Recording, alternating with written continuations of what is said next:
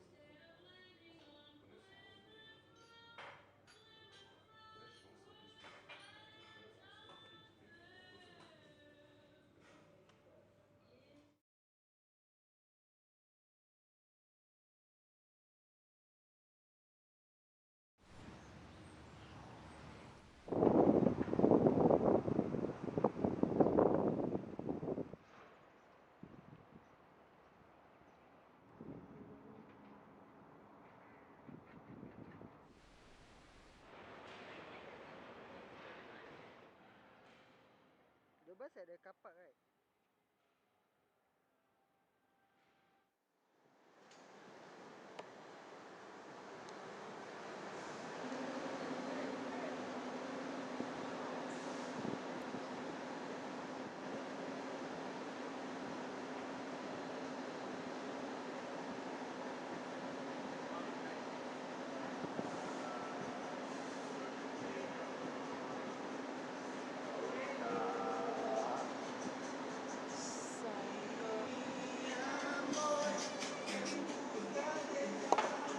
Uy, se chocó la puerta.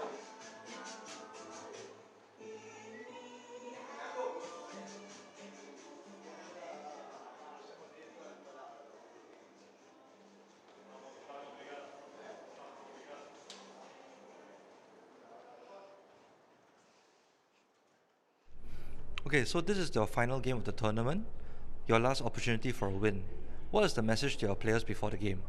Es el último partido de competición, la última oportunidad para ganar. ¿Qué es el mensaje al equipo?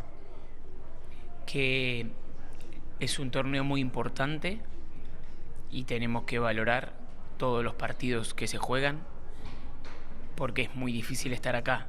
Todos los partidos para nosotros son importantes. It's very important that they value all the games that they have playing here. Each game is important to them, and that's the mentality that they enter in this game. And your team has the lowest efficient offense of the tournament so far. What is the solution to getting your offense going? El equipo de ustedes tiene la ofensa menor. Sí. Entonces, ¿cuál es la idea para mejorar los resultados? Nos cuesta mucho anotar en ofensiva, convertir, porque tenemos mucha diferencia física. Tenemos que intentar ser más dinámicos para tratar de poder encontrar las ventajas. So it costs them a lot physically, and it's going to take them a lot to push that forward to ensure their win. Thank you. All right.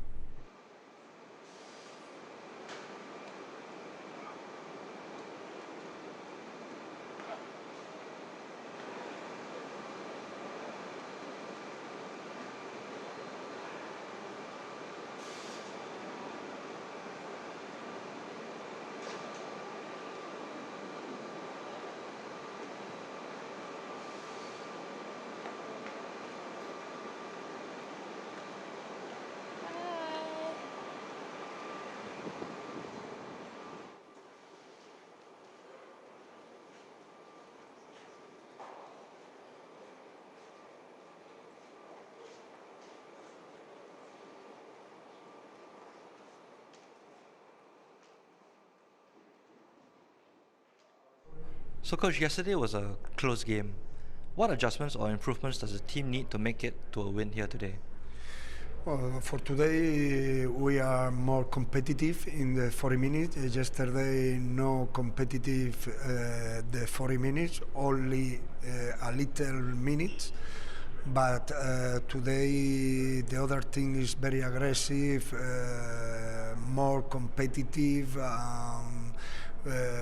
We have been more attention in the mistake, in the intangible, in the turnover, boss outs, often rebound. all the detail.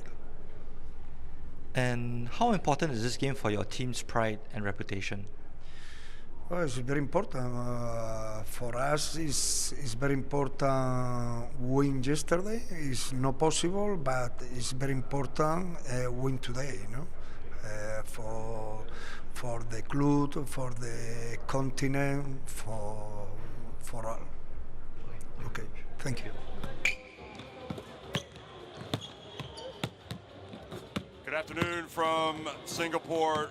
It is day number 4 of the FIBA Intercontinental Cup. Petro De Luanda taking on Quimsa here in the Singapore Indoor Arena. I'm Jeff Taylor, joined by Andrew Gaze. And for those that were able to listen to the coaches before this game, clearly this is not the game that either wanted to play for, but each knows that they are really not quite at the level that they want to be at right now, and now represents the last time they're going to have a chance to get a win.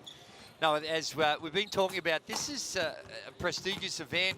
All these teams want to compete and obviously trying to win, but there is a bigger picture in play, and that is, of course, with the season coming up. And Quimsa have shown some glimpses throughout this tournament of what they're capable of, and they're going to have, I think, the advantage in this one. You look at their results so far; they were up to the game against the G League, only lost by 13 points, and had some moments in that where it looked like they could have snatched that win. And against the Tassie Jack Jumpers trying to back up, it was a difficult challenge for them, and they ended up losing that one by 22. But again, as the coach mentioned prior to this one, is that they've shown glimpses from time to time. They've been highly competitive, and a lot of that comes with the ebbs and flows at both ends of the floor.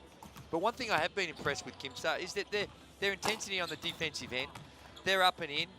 Sometimes there's been some breakdowns, but that's expected in the preseason. But they're going to test this Petro De Luanda team that they could have pulled off an upset, I think, last night and gave it everything they had, but weren't able to get over the line. And how they bounce back, not just physically because it's a short turnaround, but also mentally from a heartbreaking loss. Well, I think out of all the teams here, Andrew, that you're going to see over the course of the season, these two teams will probably improve more than anybody, because I think clearly you look at Quimsa play and you can see that the way that they want to play, they move the ball on offense. They're just not where they want to be right now. They will get better, and I think without a doubt with Petro De Luanda's, their coach touched on it. They got to be ready to play for 40 minutes. Day one, it really hurt them when they come out and weren't ready to hit the ground running. And then we've seen through phases in the other game that they were there for large parts of the game. But all it takes in a game like this is to switch off for a minute, 2 minutes, maybe not be at your best, and that's going to hurt you.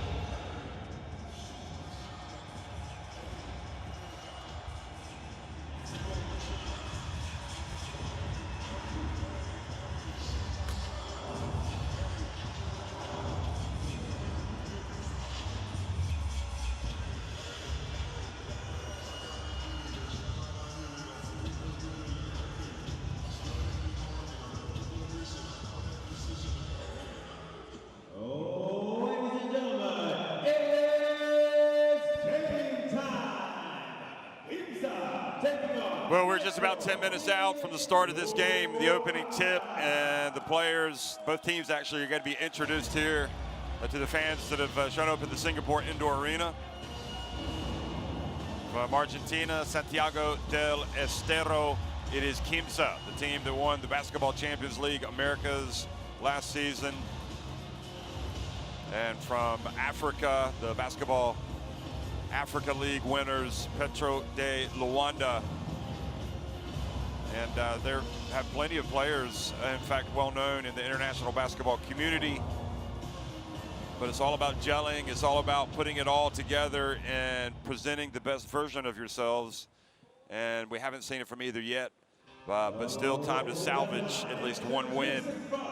It's always better, Andrew, to leave any type of tournament, be it a national team tournament or a club, with a win. Oh, absolutely. It does. It builds a lot of confidence for the season ahead. And as we look at this Quimsa team, they've had some outstanding performances. But you look at their players, and there's some that I think that can give a little bit more. Tavario Miller is one. He's been an absolute wrecking ball on the boards, averaging a little over 13.5 in the 2 games that he's played. But on the offensive end, he hasn't been as productive as they would expect. But, you know, there's some really good talent on this team, and about how, like you mentioned, how you gel. And the coach is looking at different offensive structures, a little bit of defensive structures, and some different combinations. But you're right, when that ball goes up today, it's all about the pride. And, you know, they need to find a way to get a little bit more on the offensive end. And statistically, that Quimsa has been the least efficient offensive team in this tournament. So yeah, that was put to the coach before the game, wasn't it? Yeah, it certainly was, and I think he's fully aware of that. They've still got some guys that I think that they can give a lot more, and sometimes it might be that they're just going through the motions in the preseason. But you know, Juan Prasino, who he's capable of putting up some big numbers. He's been a little bit down offensively, but he's their leading scorer. He only averages 10 a game, but he's their leading scorer. Well, don't forget that it was a team, the Basketball Champions League Americas winners, Cesny Franca, that won the FIBA Intercontinental Cup. The Brazilian team winning it last edition here, and beating a Basketball Champions League team, the winners, Telecom Baskets Bond. So it's got nothing to do about the region where you come from. You know, this area of the world plays really good basketball, and they're going to try to put it together. But the same with Africa.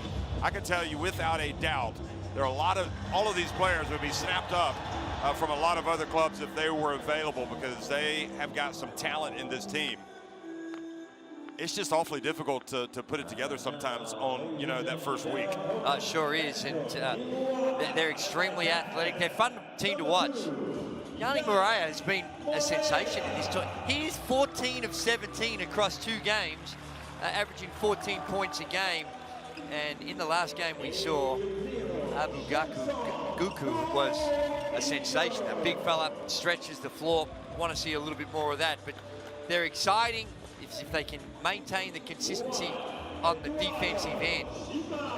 Solo Diabate was sensational, up and in, picking up, and he really set the tempo with what they were trying to do against Al Riyadi, but unfortunately they left their run a little too late.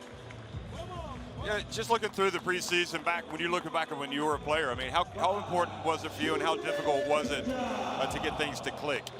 Well, it's the old adage, isn't it? A team of champions beats a champion team is made up of a team of champions, and they've got great players.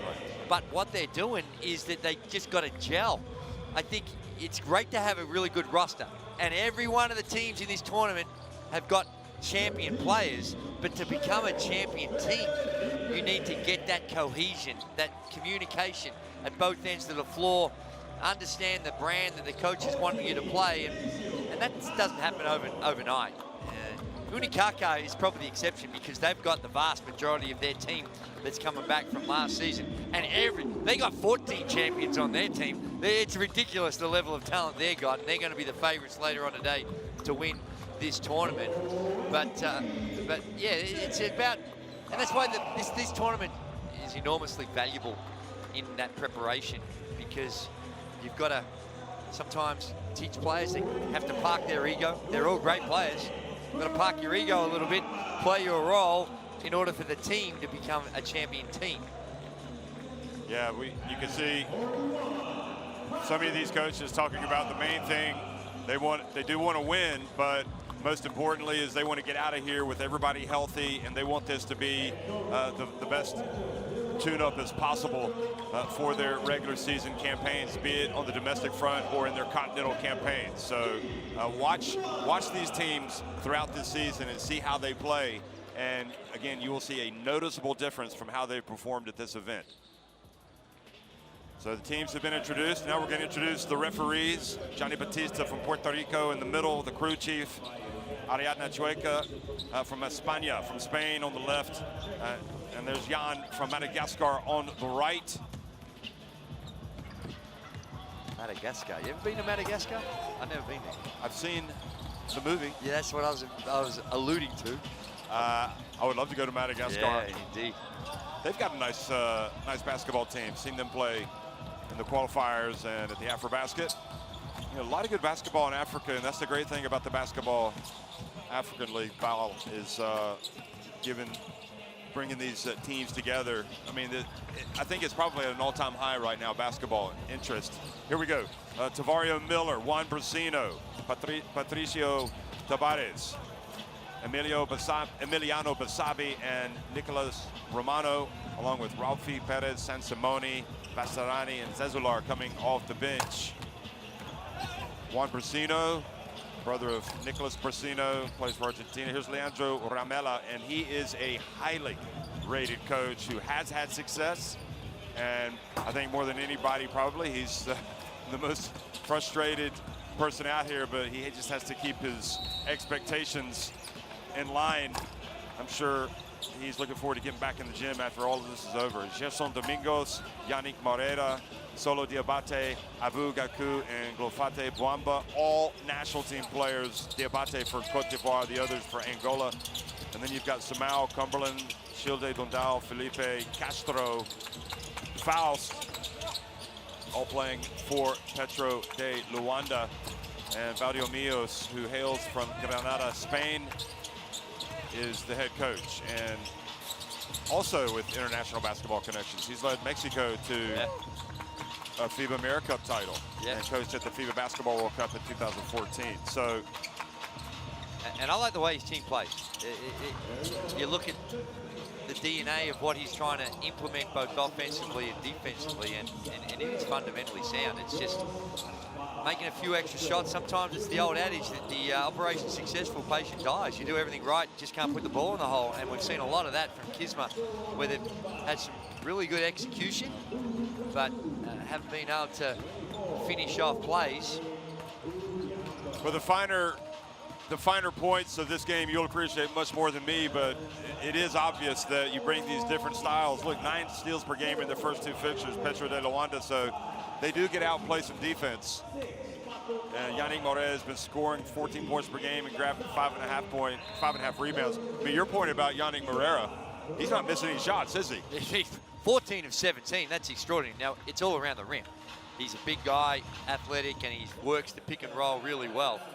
But Quimsa's free throw percentage is 73% so far. No, not too bad. Yeah, I mean, that's... we're heading in the right direction. We're not quite where we need to be. You see, we see your brilliance, Andrew, because you actually highlighted all this stuff. You know, Tavario Miller with his rebounding, and it's the offense where he needs to gel better with the team, needs to start making... I mean, Nicolas Romano actually is the one player who's kind of stood out for Quimsa, consistently producing. But my point was the different styles coming from all over the world. I guess for you, it's very noticeable. Yeah, I love it. I love to see the diversity. A lot of the times you're watching NBA games these days, which I'm sure we all do, and it's a lot of same. Everyone doing the same. 5 out, spread the floor, individual one-on-one brilliance. Great respect for the athleticism and the talent. But here, where you don't have that same level, you've got to find other ways to put points on the board. And it's a thing of beauty when you see 5 guys coordinating together in the half court, the ball movement, screening, all that action, as well as the individual get downhill and just try and finish at the rim or shoot a 3. It's finding that balance, and I find the international teams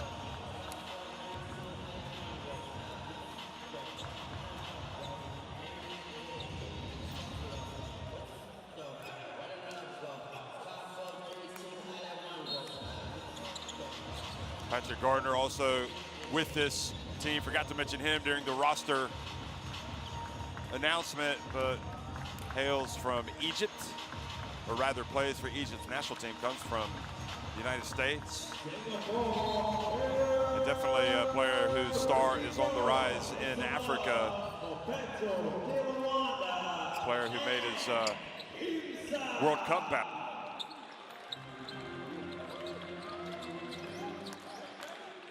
22 minutes a game in this tournament. Solid shooting.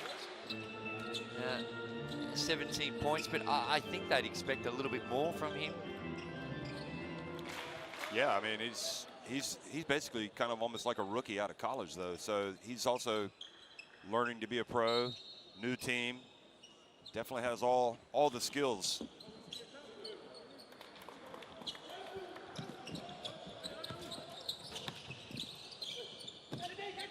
Hello, everybody. We're underway in the Singapore Indoor Arena. Petro De Luanda in the blue and winning the opening tip, attacking the basket to the left on your screen, going up against Quimsa from Argentina. Battle of Africa against Argentina, and here we go. Or Angola against Argentina. And the three-point shot is good from, guess who? Abu Gaku. He's automatic from the perimeter. You got to make him put it to the floor. A lot tighter on the closeouts.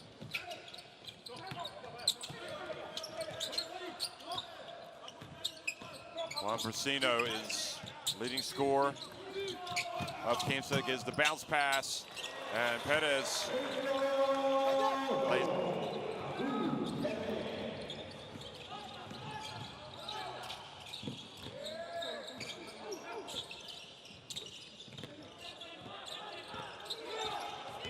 Solo Diabate. Wamba down low to Morea, gets blocked by Tavario Miller. And they're not going to get it off in time. And that's just great defense by Quimsa. They contesting, helping. The switching was on point. It was a good defensive set. And let's not forget, Petro De Luanda, they've had less than 24 hours to reboot and come back out here while Quimsa was sitting in their hotel room all day. Well, and just relaxing and going through their recovery. So that can't be ignored either. There's Basabi getting fouled by Boamba on with the reach. Yeah, I guess it depends how you look at it. Quimsa have had to go through the rough stages themselves already, losing on opening day against G League United, and then having to come back and play against Tasmania. Battered, bruised. And here's Romano getting it off in time, alertly seeing the shot clock.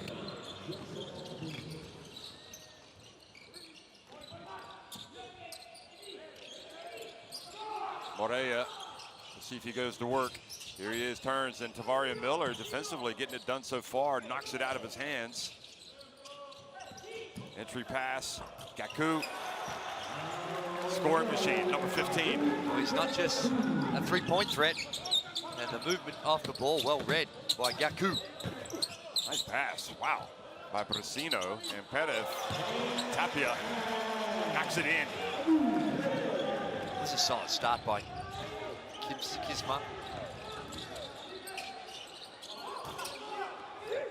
I think Yannick Morea, for some reason, decided to shoot that. He got knocked off balance and put it up off 1 foot.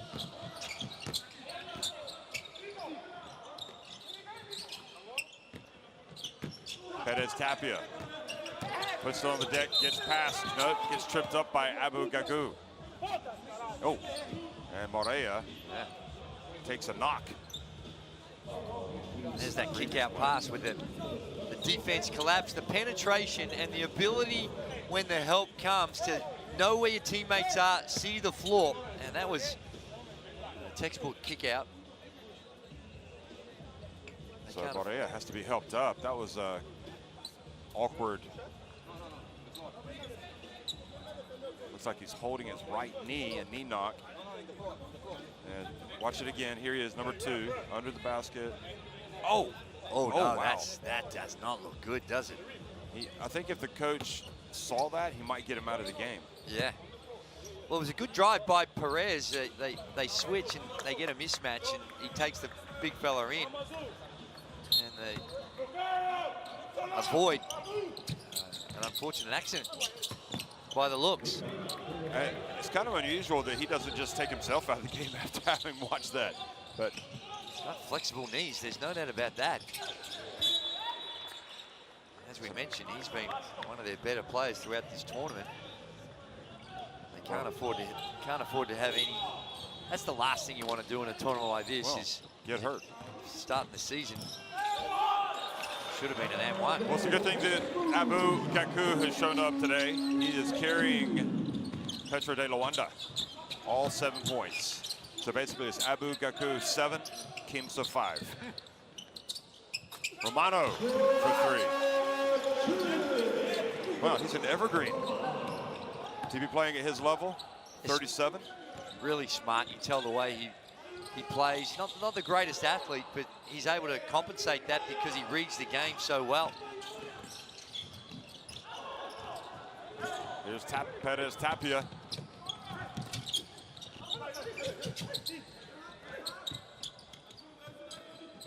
Wow. Tavario Miller wide open. Well, he's the only shots Miller's made in this tournament has been point blank around the basket. Now, he hasn't had a lot of attempts, but you can see defensively they're prepared to let him shoot that.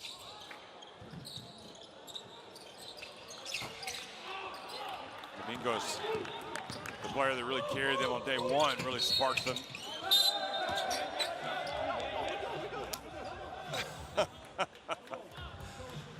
Good take foul by Domingos. Knew that he was beaten. There's Romano. They need to show them. We have the luxury. Watch this. Here we go. So he swings down on it. And we can hear Tavario Miller saying, "We're good." Yeah, it is. It's the nature of basketball. It's a take foul. Just want to stop the play.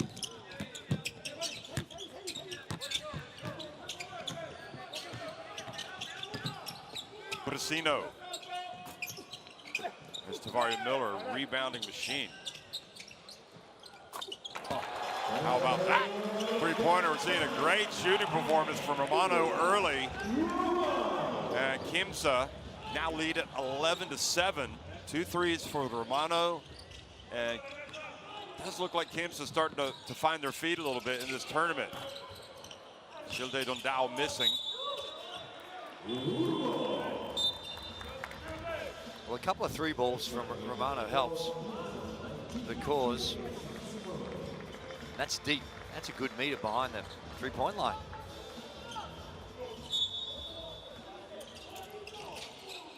Well, you can't emphasize enough how important it is for Quimsa to get out of here with a win today. They do not want to leave here losing all 3 games, but you say the same thing about Petro, so the wooden spoon is not going to be well received. Wow. All right, gets called. Now, we've seen a lot of these fouls called, but he was unlucky on that one. Andrew, I think sometimes you see more about a player in a game like this than you do in a normal, in a title game. Well, this one is a real test of character because you're just playing as it's a preparation game, and particularly for Petro De Luanda, you got excuses. We played last night, heartbreaking loss. Game doesn't mean too much. But if you get in that mindset, it can be unhelpful. Not just for this game, but for the long term as well. It's about developing habits. Abu Gaku, a little too much on the defense.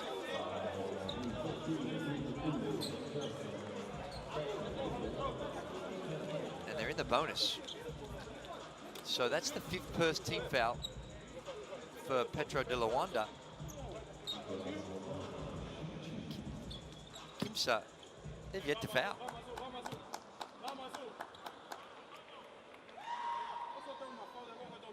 No substitutions yet. Diabate did play. Yeah, sorry, we forgot one. It's Childe Dondao. Wonder why Solo Diabate went out so early. He's also one of the elder statesmen. Getting some rest, managing minutes. Actually, he's 37, but looks 27 in my opinion. He does. It's all about taking care of your body. Here's Patrick Gardner right on cue coming in for Abu Gaku. Now, don't think you could ask much more offensively from Gaku.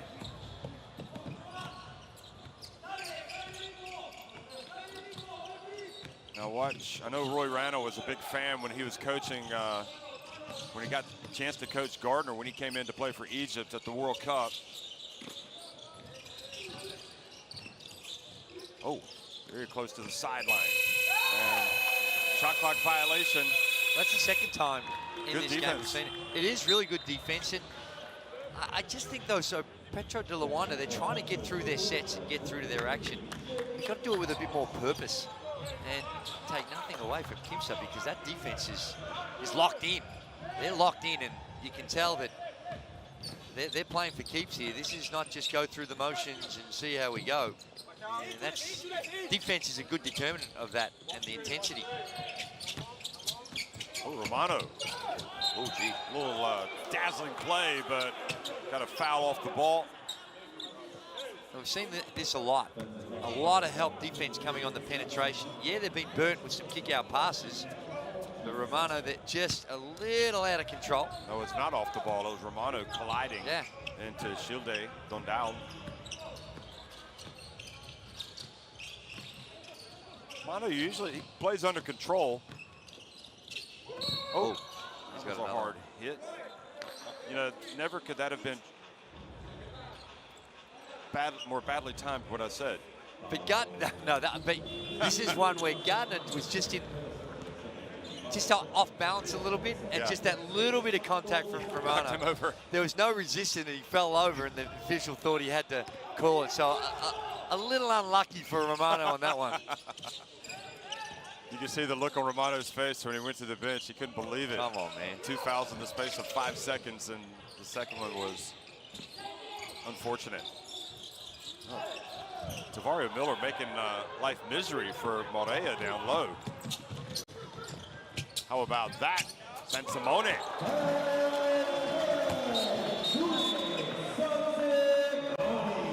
This is a different team that we're watching today, Quimsa. I bet you what, I tell you what, if they had started like this in their opener, but G-League United, the one thing they did do well, especially on day one, was they got in their face defensively.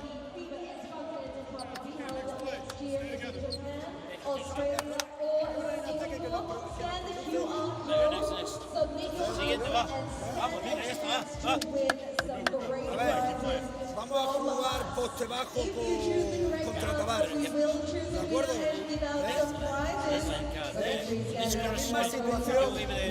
La misma situación, pero que lo hagamos como todos. Sigue votando. Sigue votando. Vamos a jugar B-down, correcto, con handoff, break handoff para llevar el balón y meter aquí el balón. Correcto, ¿vale? Ball inside for you. Ball inside for you. In this space or in this space? Why you prefer? It's not here. Vale, pues juégalo hasta este lado. You start going to this side. Vale, juega palma arriba. Stagger para atacar al 17. Hay que atacar al 17.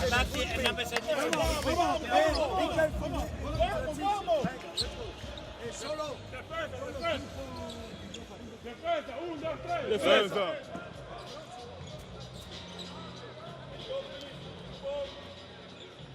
What stands out to you so far today for Quimsa? Well, I think that the defense has been good. The ball movement here, where they see him in offensive transition, Sam Simone, he's automatic. We watch him in the warm-ups. He's nothing but cotton when he's by himself, and that time he was. And down the other end, it was all about Abu Gaku, and you know, outside of him, nobody's outside scored. of him, no one's made a bucket. Which and he's is a on bit Yeah. And he's on the bench at the moment. I was about to say it's a bit worrying because he's not even in the game. Solo Diabate is back in, which should lead to some opportunities. Here's Gardner. He's got good touch, the big fella. He does. He's got a bright future. How old is he, you were saying? Just out of college. Yeah. Played Good in size. Good school. Mid-major type arrangement.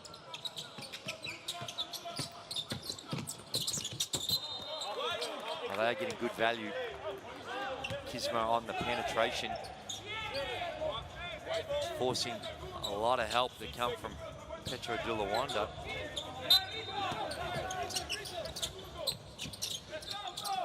Wow.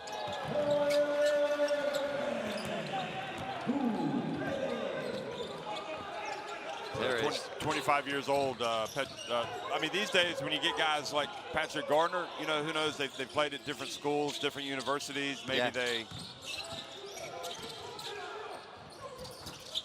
Oh, nice shot. Diabate. You look at the U.S. collegiate ranks, and guys tend to be a little bit older sometimes. Well, they are. And they're going to be a little older and staying at school now that the money they can make playing basketball at college. Wow, that's another defensive breakdown. That's a goaltend. Hits the Castro, hits the backboard. But it was the defensive breakdown that caused that easy scoring opportunity. They've got some issues on the defensive end. Petro De Luanda, they need to sort out. Here's Gardner, who did actually, when he left college, play for the Long Island Nets for a season. So it's not necessarily his rookie year, it's just first full rookie year abroad. International rookie.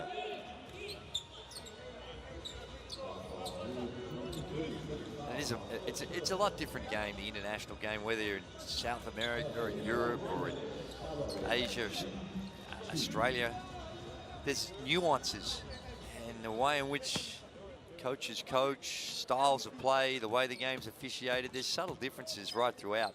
And for youngsters on the international scene, it does take a little bit of time to adjust, mature.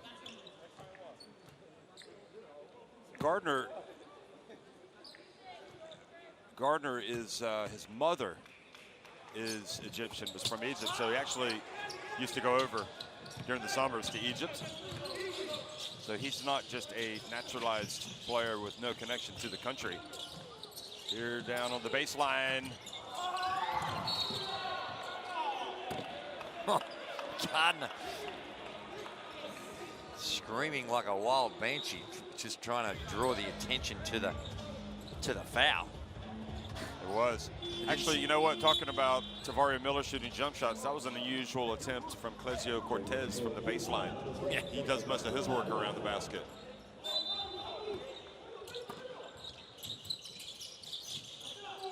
Well, that's an offensive Faust, just Faust catching the defender with his elbow.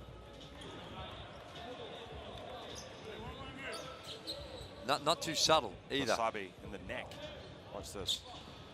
The right elbow. Bang. Yeah. In the Adam's apple. That hurts, doesn't it? It certainly does.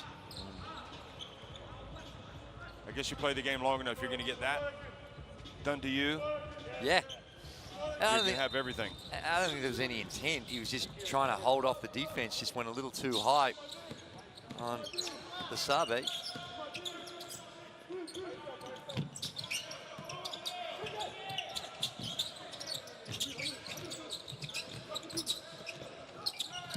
Oh, what great catch from Miller. Boy, that is a terrific play from Miller. He's having quite a game, isn't he? He is, and he's got great hands. We've seen that right throughout the tournament. He's had to reel in some tough passes. He is a very strong pick and roll option. And you see Samson, the pass.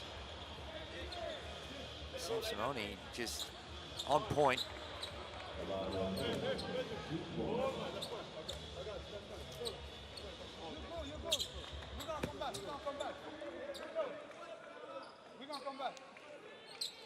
Also has connections to international basketball. Tavario Miller from the Bahamas.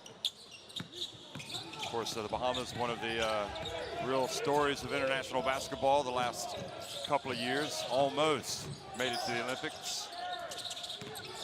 Yeah. A few NBA stars. Won by. Joined their campaign. I'll tell you what, it's nothing to sneeze at, though. Miller playing 4 years at Texas A&M, so he is a high-level player. Since then has made the rounds. This is his second run with Quimsa. Also played with them in 2019, 2020. Here he is, catching it low, going up, and taking over. Tavario, it's Miller time. Were you guys familiar with that phrase, down under, Miller time? I think so. I don't know. It's an advertisement. Yeah, I know, a Miller beer, isn't it? I certainly was living in the States for a while. Well, here's the steal. And on the break, oh! Tabata is bumped as he goes up. Was able to avoid the cameraman. That was probably his best move. This has been one of their better quarters, Quimsa, in the entire tournament. They've come out, they've been efficient on the offensive end, solid on the defensive end, and they're showing the signs of a fresh team.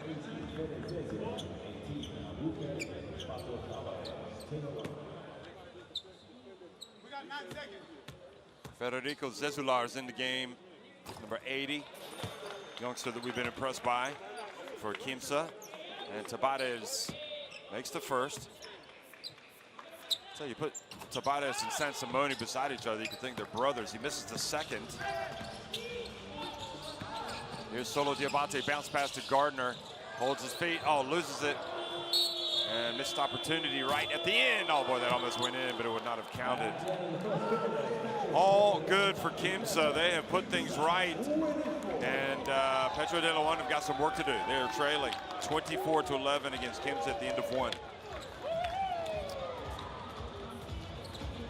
Well, as good as Quimsa was, it was a lot of self-inflicted wounds. You can see the coach, he's not happy with Petro De Luanda and their output, and a lot of that's got to do with the turnovers. 8 of them, 8 turnovers in the quarter, and just provided more opportunities for Quimsa, and they made the most of it. They are white hot. 9 of 13 from the field, 4 of 6 from the three-point line, 69% from the field, as opposed to the 42%, 1 of 3 from the three-point line. And it was just been, as we mentioned, Quimsa, I think their best performance so far for the tournament. And Petro De Luanda, they've had some problems throughout, but they're on display here because at both ends of the floor, they're finding the going a little tough right now. Defensive breakdowns, when you're having problems on the offensive end, to give up 24 points is too many, and a lot of it just came from defensive breakdowns of their rotations and not being able to contain the ball and keep people out of the paint.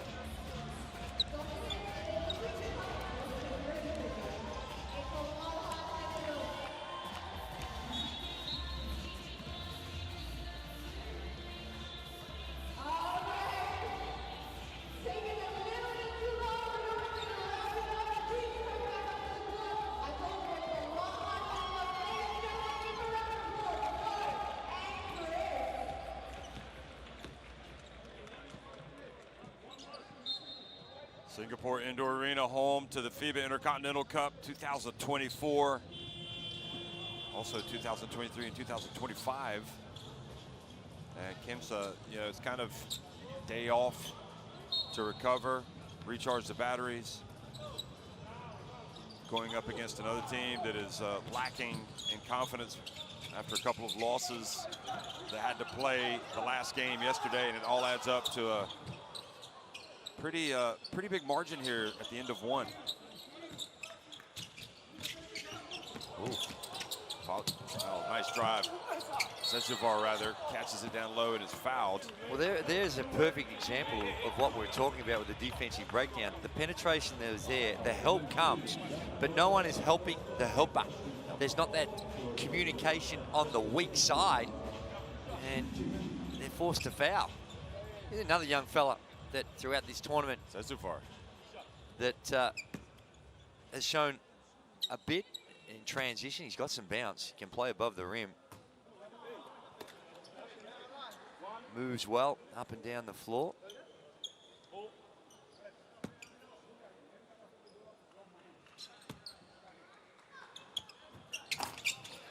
Needs to work on his free throws. Oh, two. You waited till he missed that second one to say that. You're going to give him the benefit of the doubt. I was going to forgive him.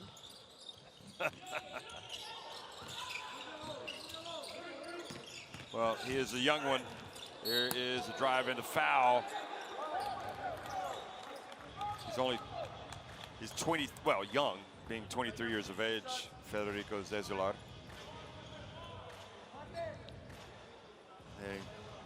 Last season he was 60% free throw shooter, so it's not terrible, but clearly in the off season, based on that last two, hasn't quite done enough work in trying to raise those numbers.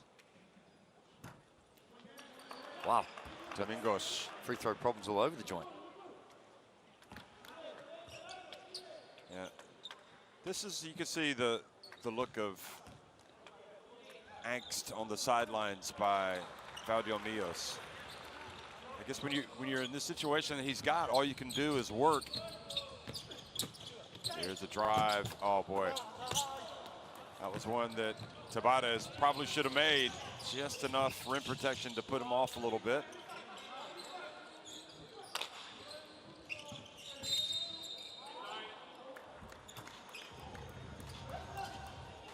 Starting to get a lot of reaches and a lot of fouls. A lot of clock stoppages. Yeah. Nearly a minute into this second quarter. Araya seeing some double teams down low.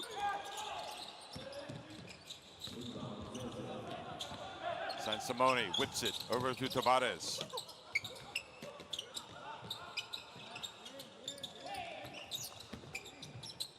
Nice handoff behind the back pass to Zezular. Gets it back. Asarati, short.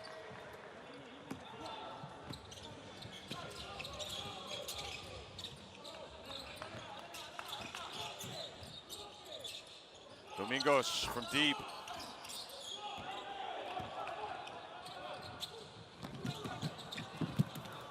Good hustle back. That's the type of thing that's going to get your team going when you see your veteran diving on the floor like that to get the ball to knock it back. Oh, it's Domingos, excuse me. There you see the double team again. They're respecting the numbers and the stats and what he's been able to do. Anytime he puts that ball to the floor, he's going to see two bodies. Here goes Solo, and he goes solo, and he's fouled.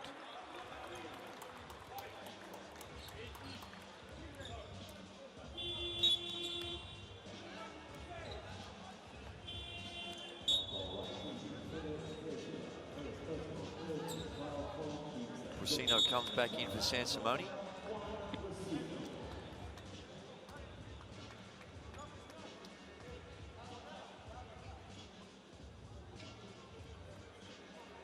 Solo Debate. L'Elephant. Well, hello. The elephant. Plays, all the African teams have nicknames. Okay. Mascots. Well, you guys were the Boomers. That's right. But what is a boomer? That's the question. It's a type of kangaroo, one of the big ones. Ah. Yeah. That's known for being a kangaroo and bouncing around and native to Australia. But there are different variations of the kangaroos. And they're the big ones, the real big ones, the boomers.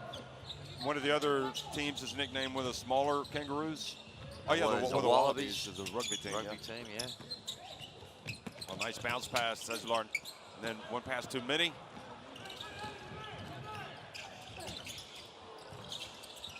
Even on that play, despite the turnover, you could see Valdio Mios not pleased because it was really just an air pass that prevented the layup. Ofate Boyabamba.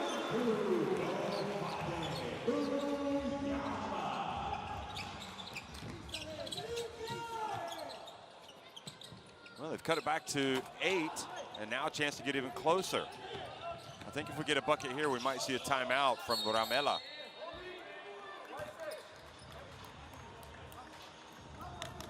Yeah, and no surprise that it's Abu Gaku that is kind of coinciding with the comeback. Look at him battling for position here.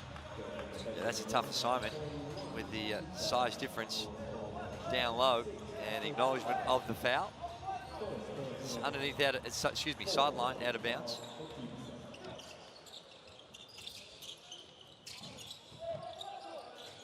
So this is a different look with Gardner and Abugaku in the game together. And that's probably a little more offense on the perimeter, but at bat, almost a steal. Here's Gaku. Oh, wow. Oh, did the hard work and then missed the shot.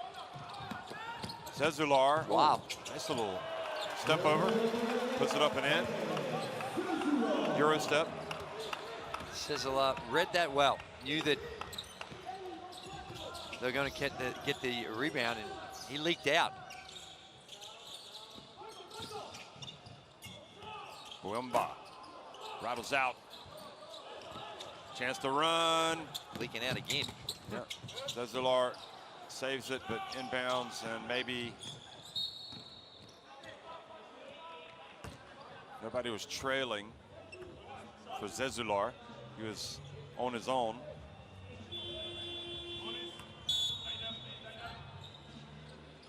Well, actually, he did have a trailer.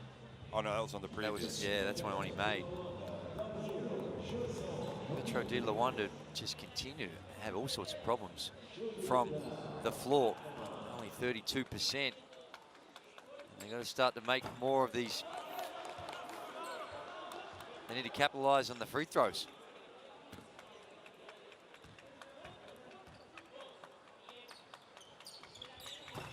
Gee.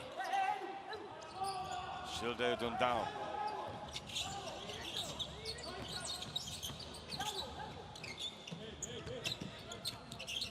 Hounding the ball handler. Brasino. Oh, fakes it, good hands right at the end by Dundown.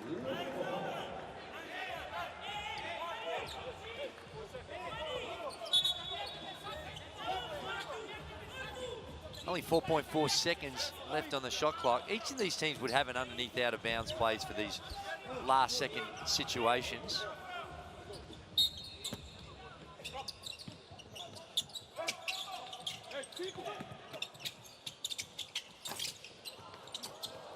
Oh, well, the rim was the best friend of Petro on that one. That was a good attempt.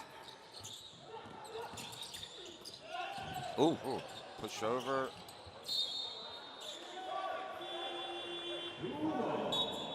Domingo asking the question.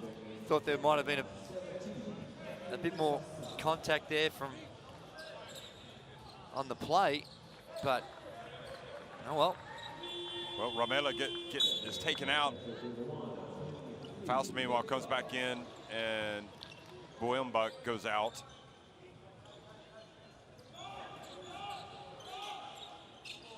You know, Angola, for the longest time, as a national team, dominated African basketball. That is no longer the case. But you could see how they would potentially come back. Here it is, Tabarez with the rebound. Angola drove a dagger through my heart in 1986 World Cup. Yeah, what round was that? It was in the... that was in Spain, wasn't it? It was. And we were in El Ferrol, 6 teams, and they sent us home early with an upset win in 1986. I can still, when I put my head on the pillow, still hear that 7,000 or 8,000 fans screaming, Angola! Oh, it was a nightmare. That was their, at the time, the biggest win in their basketball history. Oh. Because of the upset. Look at Gardner get out on the break. How about that? Crowd appreciating the transition game. And the dunk. And timeout. Angola was the first national team to play the Dream Team at the Olympics. Didn't go well. 1992. Didn't go well for anybody. I played the Dream Team that year. And we've got a timeout. Did you guys play the Dream Team in 92? No, unfortunately. Would have loved to. They had a bit of an advantage over the rest of the field back then, but didn't take long for the rest of the world to catch up.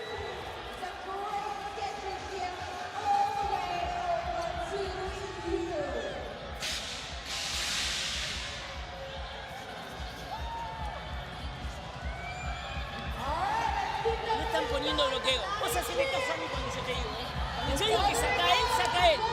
3 veces lo dije, ¿A dónde? Están poniendo, cuando ponen los bloqueos, no están poniendo bloqueo. Está 1 hora con la bola acá,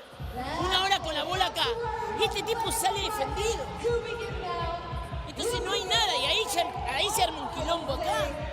Si hacemos lado, metan a este tipo adentro y salgan bien. Esperemos el 5, esperemos el informe. Hacemos situación de 3. Vamos, dale. Vamos, vieja, dale.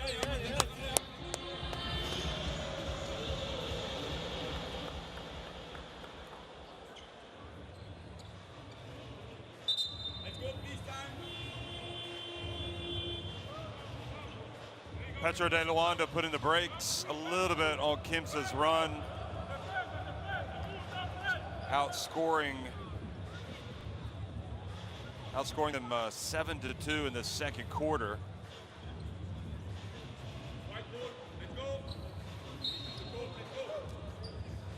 So with 4:51 remaining, Ramela calls a timeout to kind of push the reset button. Well, there's been some encouraging signs here for Petro De Luanda that they found a bit of a spark after that first quarter. Starting to pick it up, make it going a little tougher for Quimsa at this end of the floor. Slowed up the scoring. Boy, Rolfe is the specialist in the behind-the-back pass. Vasarani goes to work and scores. Nice move from number 32.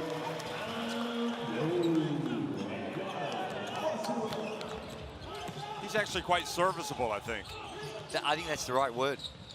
He's that meat and potatoes guy that just no fuss about him, get the job done down low, not going to go beyond his capabilities. They're the types of guys you need. Every team needs those types of guys. Whereas you get players like Gardner who are a little bit more dynamic. Here is Gaku going to work. And now Petro De Luanda closed the gap to 8 points.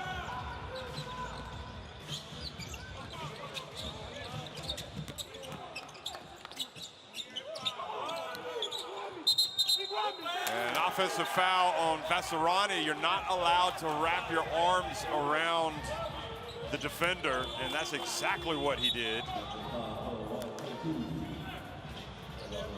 Well, they're in the bonus, but that's an offensive foul, so they don't right go there. the other end. There it that's is, what got it. That left arm just hooking. I don't think that was a point of emphasis back when you played, was it? But it has become much more so. As it should. You got to give the defense a reasonable chance to defend, and if the offense just holds you, it's like the defense holding the offense. Oh, beautiful drive from Solo. Diabate. Well, after a 24-point first quarter, Quimsa scoring has dried up. They've only got 4 in the quarter. Well, just a different quarter all the way around. And it's interesting that with Tavario Miller on the sidelines, this is all happening. There is another. And look at Gardner getting the offensive rebound. I mean, I think that's part of the problem is that Miller's not in the game. Well, they can't get a board. Right there, they had 2 cracks at it. Miller's that, and as you say, that he gets ready to check in. It was obvious that they need a little help. Gardner down low and gets the foul. This will take care of everything. Here is Gardner. Almost had a chance for a 3-point play. Just can't get it to drop. But you can't just, and that's what happens sometimes when you get a dominant rebounder. The rest of the team takes it for granted. and you just, we'll just leave it up to Miller. He's not there, and you don't see that same effort, and the fundamentals of boxing out go out the door. But even when he's in the game, you gotta have bodies. Bodies around the rim. Can't do it all by himself. Gardner just definitely brings a lot to the table, especially on the offensive end. And yeah, foul called. Look at Gardner, and he's 2.11 meters in height, 6'11", so that is a big fella that has a lot of skill.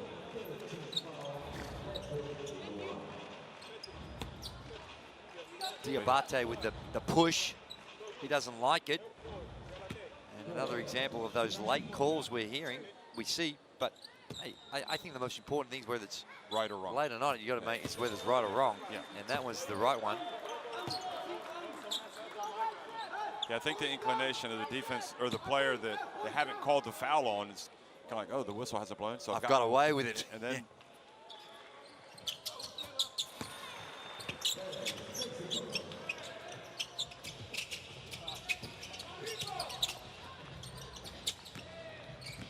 it's a welcome relief to see a couple of free throws go through. 5 of 12 they are. That's it.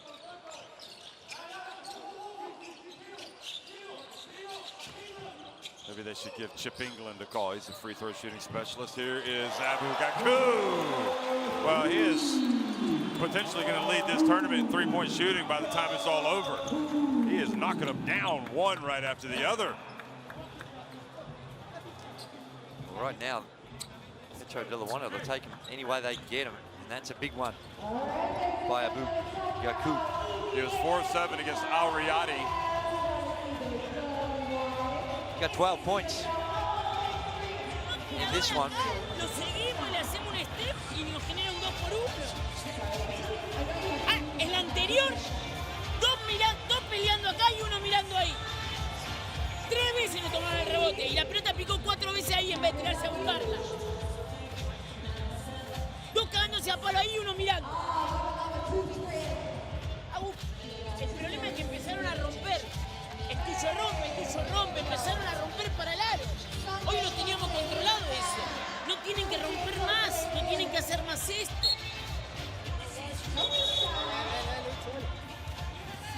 Allá. Cuerno bajo.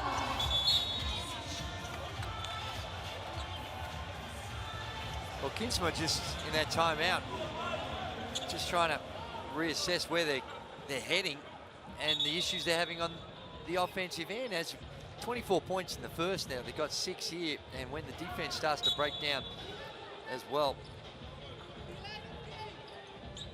Abu Gaku has been, as you mentioned, he's been special right throughout the tournament. The efficiency from the three-point line, 5 of 8 from the field. In this one, 2 of 4 from threes. Well, Tyler Kalinowski, that did not look like it would have felt very good. Children Dow called for the foul on Brasino, who's holding his left leg. It's the second time we've seen a defensive player kind of clatter into a, watch this, watch his left leg. Just trying to fight over the top of that screen set by Romano. To Brasino's credit, he wasn't complaining, but that's a dangerous play.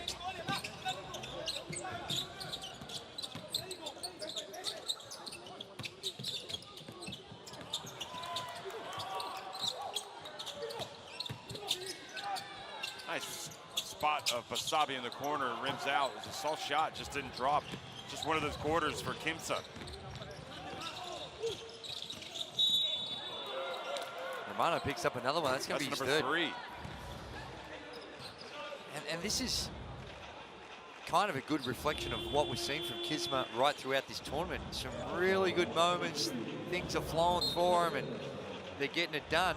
And then they just go through these patches where it goes south, and it all breaks down, and they're fouling now. Sending Petro De Luanda to the line. can't make a basket. So it's Jordan Crawford and Tyler Kalinowski that have been the players that hit the most threes coming into this game. Right. Each with 7. And now Abu Gaku has 6, so probably will not finish as the leading three-point shooters, especially since those guys have another game to go. Here's Gardner, though, continuing to add to his tally.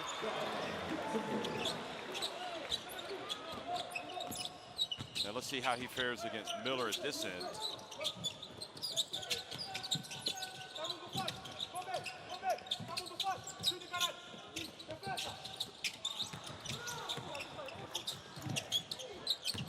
Romano stays in the game with 3 fouls, puts it up. But it's just night and day, first and second quarter. Wow, is it ever? Gardner, a little short.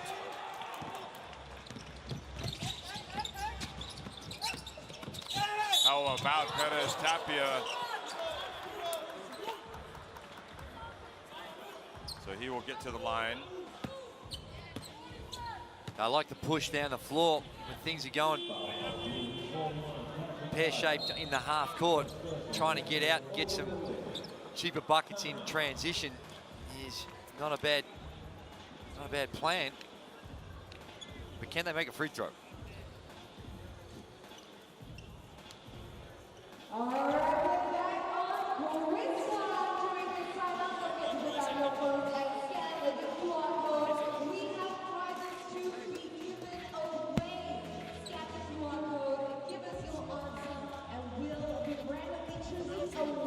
Just 4 of 11 at the line today, Quimsa.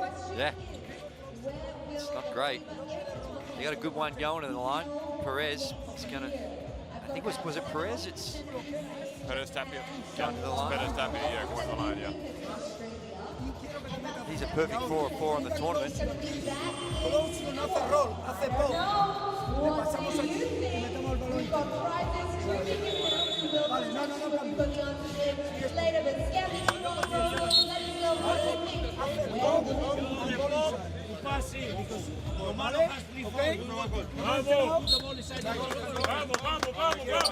Marcar, marcar. 1, 2, 3. Marcar.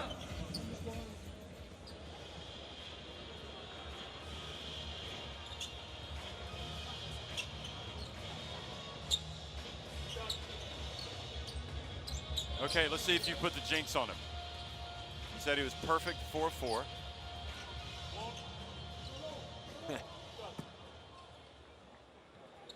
So far in the tournament, it's not a huge sample size. Oh dear. What is? And you know what? It's contagious. Yeah. When other teams have, it almost puts. I think it puts a little bit of more pressure on others. And he goes 1 of 2.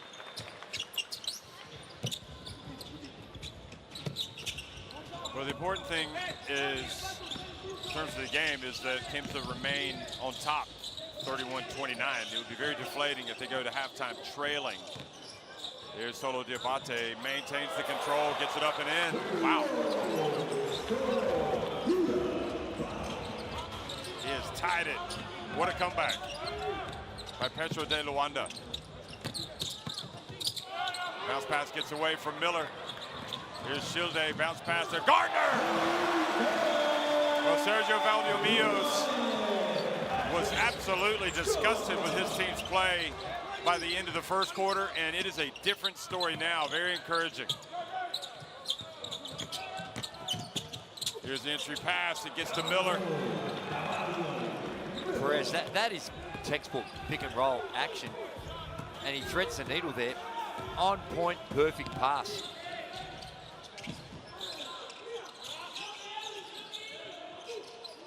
They want to get the ball to Diabate, but he's closely guarded, so it's going to be Gardner that puts it up. And there's a tap by Buamba.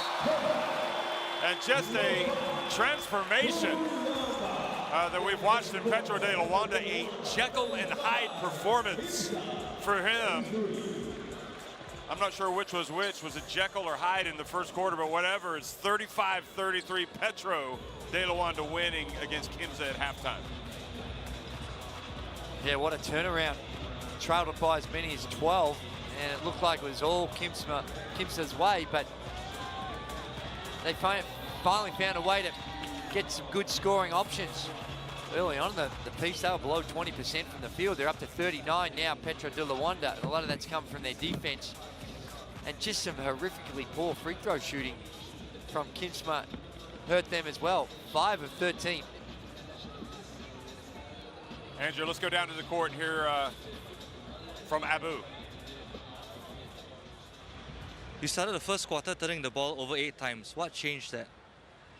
Our attitude, everything changed because we need to be more aggressive. This is what Coach said, told to us, to be more physical, because they started more physical. This is why we turned 8 times the ball over. And how important is it for the team to get that win? To get the win is this, the mentality. We gotta have the mentality to play hard.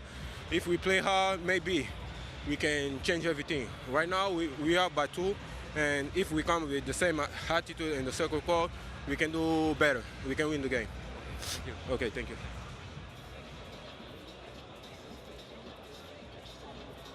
Well, very well spoken. I thought Abu Kaku right on point, and in other words, it's not over. They can come back and have the same attitude over the next 20 minutes.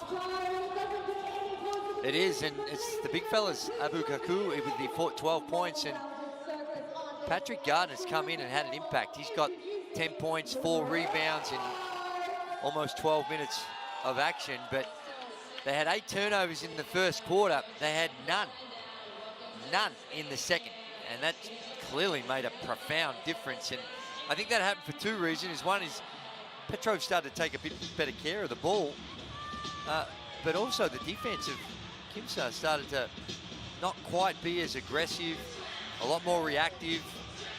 Rotations not quite on point like we saw in that first quarter. And I think Abu Kaku said it well. In a lot of it just comes down to attitude, what you want to do out of the floor, how aggressive you're going to be, and it's paid off.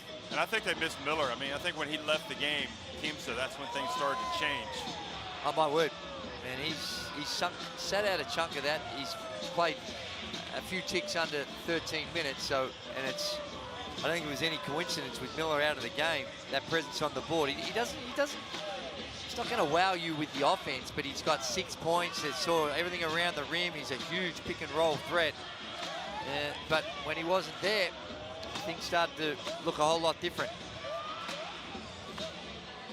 So Abu Kaku and Petro De Luanda lead at 35-33 at halftime.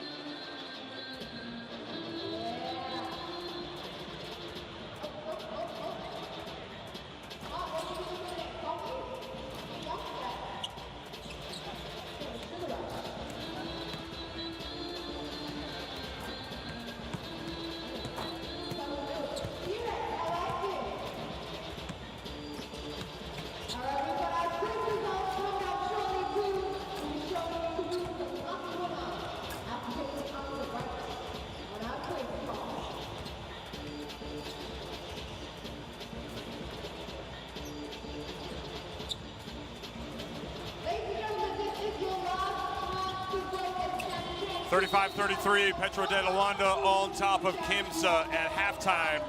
Quimsa looking like they were going to run away with this one at the end of the first quarter, with Petro De Luanda nowhere to be found. Quimsa leading 24-11, and then it was Petro that flipped the script in the second quarter and winning that one 24-9 to lead by 2 points at halftime. So say what you want to, Andrew, but I mean, we've had some interesting twists and turns in this tournament, and that's just a little one, isn't it? Absolutely, and I'm really curious to see how this game's going to unfold. And it's not just about the X's and O's in this one. When you've played 3 games in 4 days, it's been a hectic schedule. It's how you're going to respond. And in that first half, both of them, the desire looked really good. And Quimsa, was points to them in the first, and Petro De Luanda in the second showed great character to fight back, and who knows how it's going to unfold. I just wonder also with Yannick Moreira, with defensively, maybe if he's moving around a little bit slow or something after that collision, because when he didn't play at all in the second quarter. No, he didn't, and I think also they made life real difficult. Quimsa knew that he's 14 of 17 from the field in the first 2 games, so they were sending double teams. Anytime he caught the ball down low, they were sending double teams. He was getting a little frustrated, didn't have the freedom of movement that he'd normally seen over the last couple of games. And you're right, it did look like a nasty fall on his knee, and we'll see how much action he sees in the second half. But he's a big part of what they do, and they're going to need him if they're going to have any sort of advantage. Well, this game being played after last night's FIBA Hall of Fame ceremony, the 2024 class of the FIBA Hall of Fame, with so many legends of the game going in, ceremony that you were a part of as a member of the FIBA Hall of Fame, and just a terrific night all the way around here in this arena. Yeah, congratulations to FIBA. It was actually on this floor. They set it up, they brought a stage in, they had this massive screen, and it was just a beautiful night to honor 8 legends of the game who join a fraternity that have done so much for the sport and thoroughly deserving. Predrag Stojakovic, Romain Sato, Dan Peterson, Reggie Miller, Niao Liji, Kirk Penny. I think, did you coincide with Kirk Penny? I think he must have literally your last, because he played at he was at 2000 Olympics, right, in Sydney. Well, our careers marginally, international careers marginally overlapped, but then he went on, played in Europe for a number of teams, spent a little bit of time in the NBA, but by the time he came back to the NBL, I was done. Yeah, Australia was your national team, and New Zealand was Kirk Penny's. I was trying to think if he had played at the Olympics or if he had just missed it. He definitely played the 2002 FIBA Basketball World Cup. But anyway, second half action underway. Patrick Gardner going in, and late call goes down on Miller. Yeah, Miller fouls Patrick Gardner. That's definitely. Well, this is a sign, I think, of what we're seeing with what they're going to do with Moreira, because we see Gardner getting the start. Now, it might just be that they're changing it up, but didn't look like too much was done wrong there by Miller. No, he went up just with the body, I think it was. Do you like that phrase, ball don't lie? When a player after a foul goes to the line and misses the free throw, suggesting the foul wasn't there. Well, if it makes 1 or 2. If you haven't fouled, 50-50. You're grateful.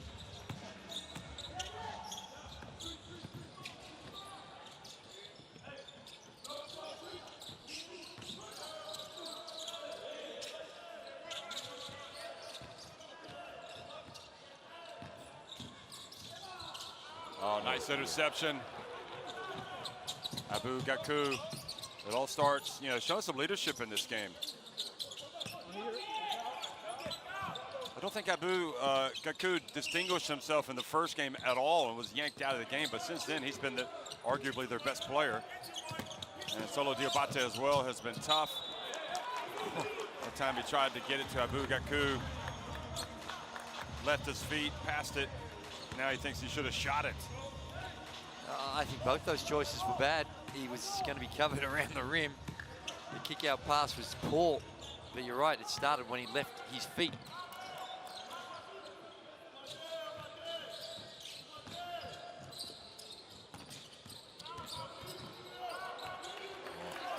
Well, look who comes up with the basketball, but Abu Gaku once again.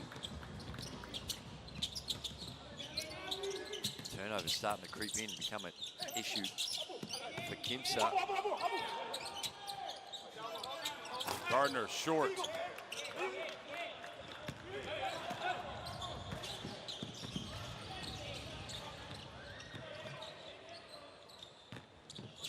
Yeah, Kirk Penny was in that 2000 Olympic roster, so he did play. Here is the entry pass. Miller. Another example of his strength down low. Finishing, good touch around the basket. Gee, the Quimsa guards do a terrific job of those entry passes to him.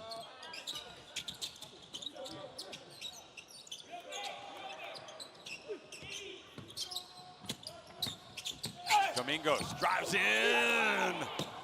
He's never going to get that call going up against Miller. If Miller doesn't leave his feet especially. Romano at the other end. Miller, oh. It's not often you see Miller not come down with the basketball. And Brasino for three.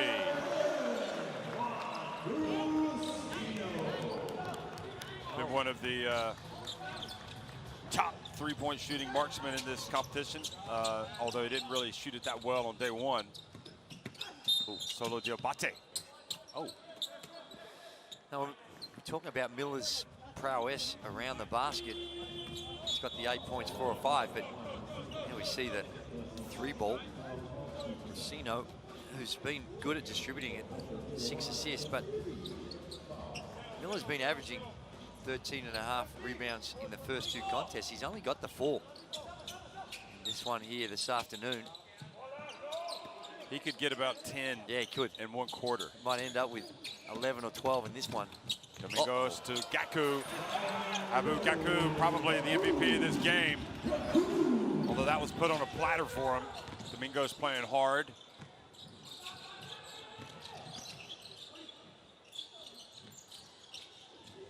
Nice bounce pass. Good play. You fight over the top of the screens and the ball carrier. You're playing catch up, no help. And there's Solo Diabate. Tempo's picked up a little.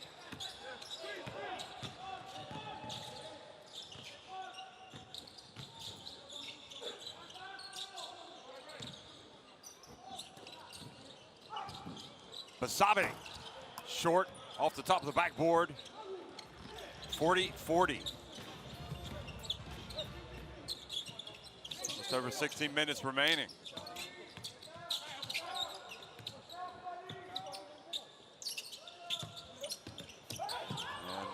And this is Gardner trying to back up. Miller knocks it away. Diabate wanted the foul. Put his hand up. Said it's on me, trying to stop the play. Referee says, play on. Basabe. Oh, now this is down low. They kind of reverted to their shooting form of day one when they could be standing on the beach and not able to throw the ball in the water. The edge of the water.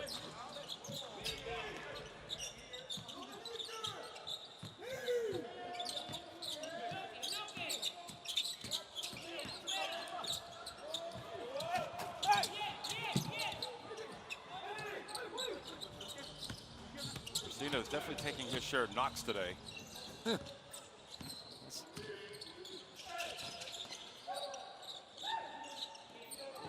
Basabe again, this time takes over, and he misses another. He might be coming out after that. He's missed 3 in a row, including a couple of shots right in the paint. I think he put his hand up even before that. He He's a bit fatigued. He's asking for a sub. Oh, nice. Faust shot and fouled. 3 free throws.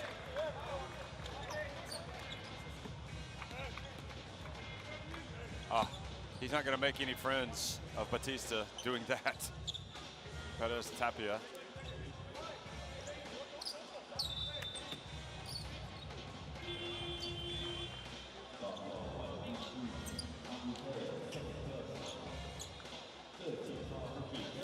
Well, Morata's checking back in, which is good news. Gardner has a spell. Well, he is the captain. You would expect him to play a lot of minutes.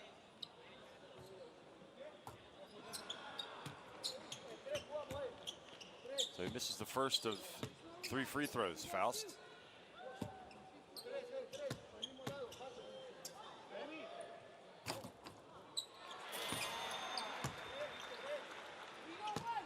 Neither team lighten it up from the free throw line. 5 of 13, 39% for Quimsa.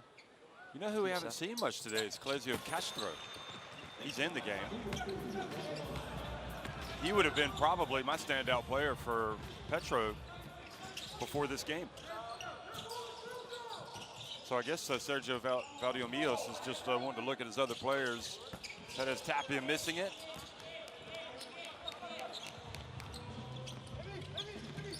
Now the points have definitely dried up for Quimsa.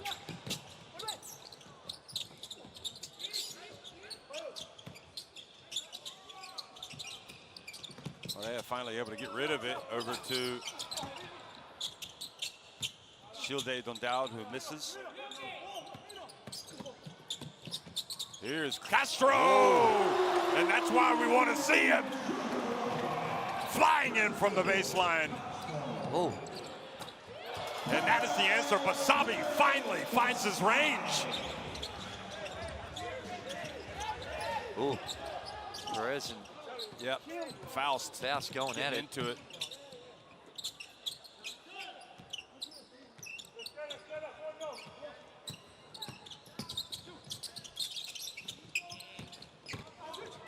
Bwamba gets the foul called on Miller.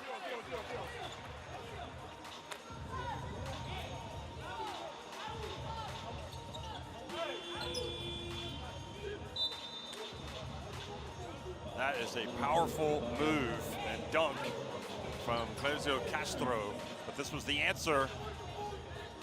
Petros Tapia went down hard, but Basabi finally knocked one in. Now Petros Tapia is talking to the refs. What was that all about? Was there something, is he claiming that Faust hit him at the mid-court or something? It's definitely a matchup that you want to watch the rest of the way. That's what Ramela is arguing. He wants to issue. He's going to use a challenge to have that play reviewed. I think he's given this. He's given the sign that he wants a challenge. They want to review. Did you see that much hit. in it though? Yeah, I didn't. No, I just saw the end of it when Petros Tapia went crumpling to the hardwood. So it could be that Faust will be in trouble here if there is something. Well, it's well off the ball. He was trailing the play, and he wants to challenge it. So they're going to challenge it. Now the question is the video clear enough? Yeah, it was. They was chirpy before that. Well, yeah, because Petros Tapia was upset that they'd given him the 3 free throws on the foul, and then there had been some niggling. I think it was even before that. Yeah. That incident, there was. We are going to review some issues. act of See if violence. we can take a look. No. We're not questioning that. I don't believe it's. No, it's back here. Going back. It's in transition. Yeah. This is not the angle you want to see either. No, but once they get to the point, they'll be able to change the angle. Now? Yes, now. So Petros Tapia inbounds the basketball. So he is trailing on the this play. one. At the top, No, it's the same. It's the same. Foul. Let me check They this one. cross the center line. The normal They're piecing it together as we speak. speed. No, They got no. the complete wrong angles. So the best one was the No, one only one. that we saw earlier Okay. No. on the replay. No. show it.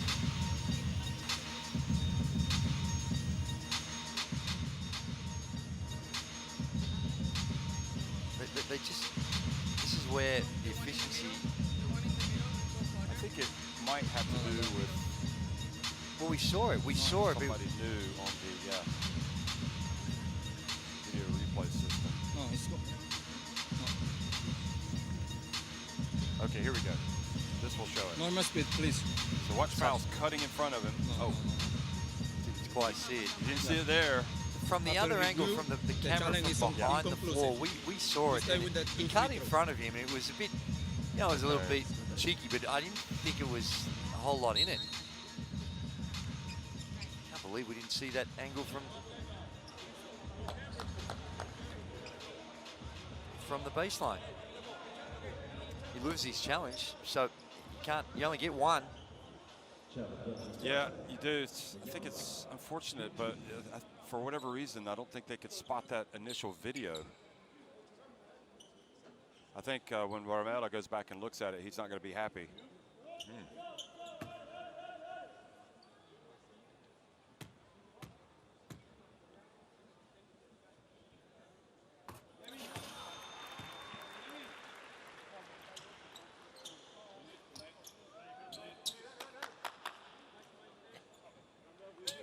That being said, I'd have to look back myself. I'm not clear in my own mind if there was any hard or if it was a case of Perez trying to sell it. No, he certainly put some mayo on it, but whether or not there was a little bit of contact there and was worthy of a look.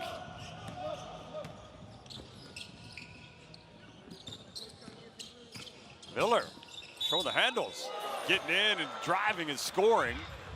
Oh my goodness. You simply cannot allow that to happen. It didn't. Castro was there, but he was too deep. He needed to be a little higher in the middle of the paint. There's the crossover, so the help's there, but he's way too deep. And Miller, with that strength, just powers up through. Well, this is the best offensive game we've seen from Miller. 10 points now. I think Moreo was guilty there. He went past him way too easily. Oh, no doubt. Absolutely no doubt. You've got to do a better job of containing the ball. But the help was there, just needed to be a little higher.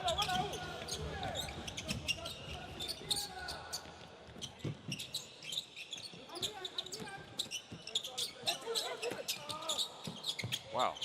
Ball ends up getting to Gilde Dondal, but he misses. Look at Castro, though.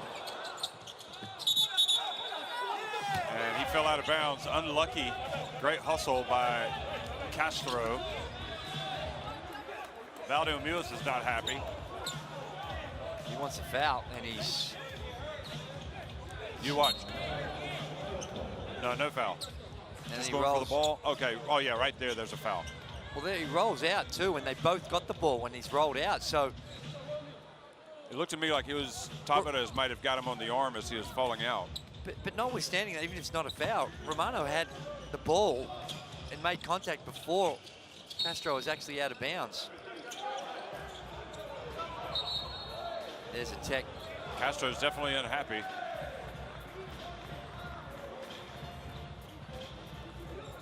Oh, and his coach doesn't like it. He doesn't like that he's got the loss of composure. Wow. Ball. It's not the fact of what he said that there was any sort of bad language. It's just too demonstrative in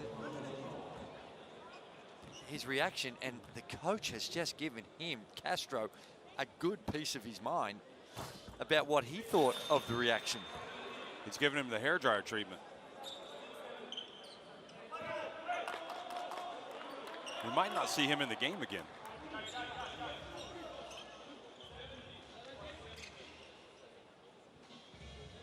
I think Castro's probably a little bit ticked off that he didn't get into the game earlier, to be honest. No, he's only played 5 and a bit minutes in total.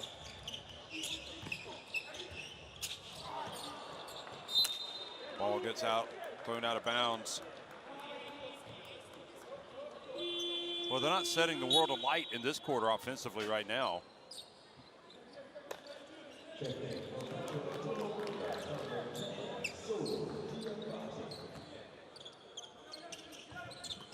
Just under 3 minutes to go in the quarter, 47-46.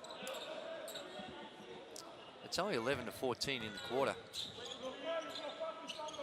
Quimsa's way.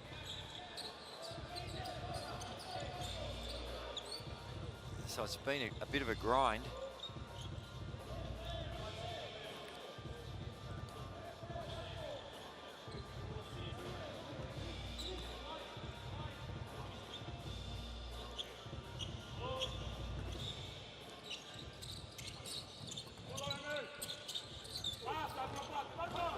Wamba able to get it up the court to Gaku. Oh, gets away from Gaku, but Faust picks it up.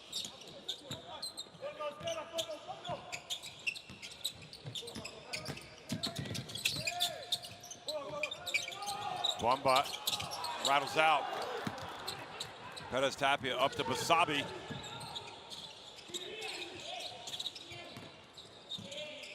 Pettis Tapia goes baseline. No look pass. Over to Tavares. Pettis Tapia, good! Samsononi. Oh, Samsononi's back in. Sorry, excuse me. Where's Pettis Tapia? He's there. He was part of the play, part of the rotation. All these guys could be brothers. Samsononi's been quiet. That's his first bucket. Second bucket. And an answer for Quimsa, or for Petro Morea.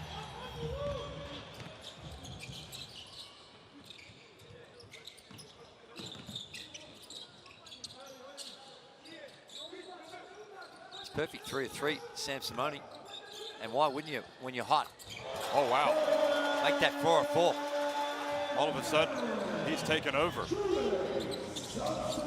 He had a couple shots early. He had gone quiet. Really methodical. We saw him in the warm-ups, very methodical about his preparation, and it's showing. And that is a jump shot from the wing. Back to a 2-point game. This is a dangerous time for Petro. That was Tabata missing from deep. That's what makes you wonder. You just had a guy that's knocked a couple down. You want to get him to touch. There's Tabata rebounds and runs. Up the floor, and the layup is good from Basabi.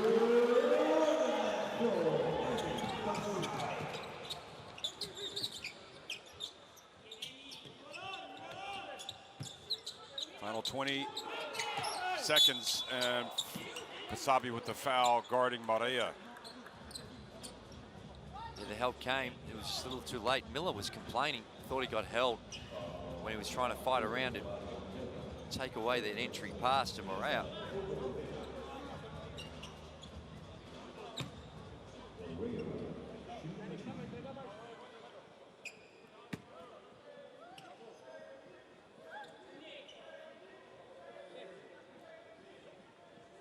Seems like Colegio Cortez is about as far away as you can get from Fountain Mios. Yeah. Right now, I'm not sure he's going to be going back in. No.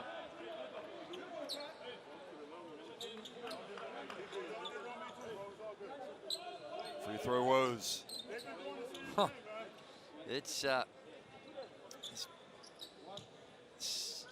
below 50%, 7 of 15.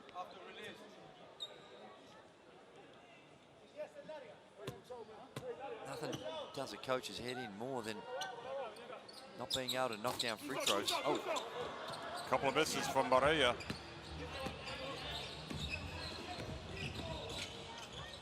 Sansamoni going to work. Tabarez going up against Abu Gaku. Much better defense from Gaku. And now Solo Diabate all the way, banks it, but misses, and almost had enough time. Cognizant of the situation, gets the shot up. So a little bit of burst. A flurry of points right at the end of the quarter from Quimsa gives them a 55-51 lead. 10 minutes remaining. Well, they had 24 in the first, only 9 in the second. They've come back and are able to come away with 22 in the third and hold Petro De Luanda to only 16. And Petro De Luanda has been able to solve some of their problems with the turnovers which they had early on, but gee whiz, they've shot themselves in the foot with the free throws. Neither team really doing all that great from the free throw line. And although they lead it by 4, here's Castro, one of the highlight moments of the game with a two-hand stuff. Although there's a 4-point lead, I don't think either of these teams would be feeling overly impressed with what took place in that second quarter. And you just get that feeling that it's got a grinding war of attrition type feel about this one. And whoever can maybe string a few 3 balls together. Sam Simone, he was been white hot. 12 points, perfect from the field, 4 of 4.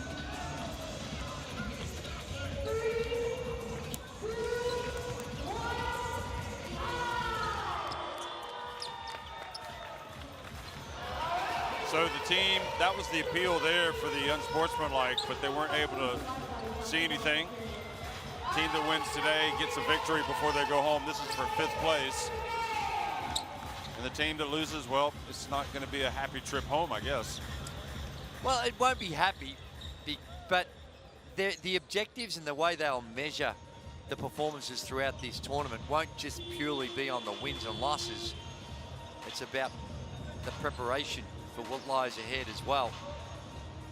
Both these teams go to competitive situations within their leagues and their cup games.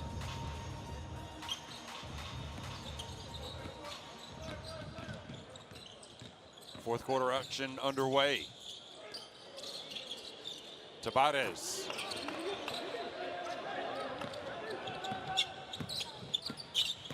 Well, good things happen with Abu Gaku. Let's see if they can find him. Here he's got it. Back to the basket. Travel. Yeah, just kind of shuffled the feet. He's clearly way more comfortable picking and popping and playing on the 3-point line than he is down low. Now he's capable, but he just feels, it seems like he feels more comfortable playing on, not with his back to the basket. Basabe out. Faust has been quiet. Gaku again back to the basket, goes to work. And he had it, he just didn't finish. Especially going up against Vasarani. But he comes back and plays defense, gets the hands up.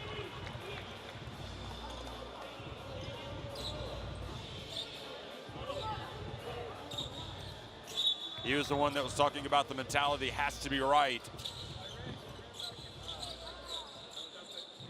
Here it is from the corner. Oh. That's his first miss of the game. Faust goes up, Gardner follows.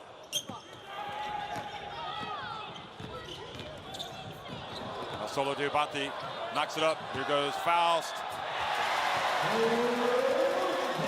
Well, that was a gift. Anytime you turn it over at midcourt like that, you're probably going to be giving up points.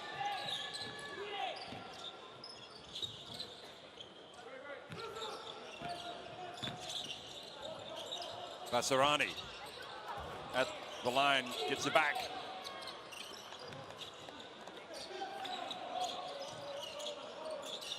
Ralphie. Again, Solo Diabate. Open floor. Sansimone with the reach and the foul.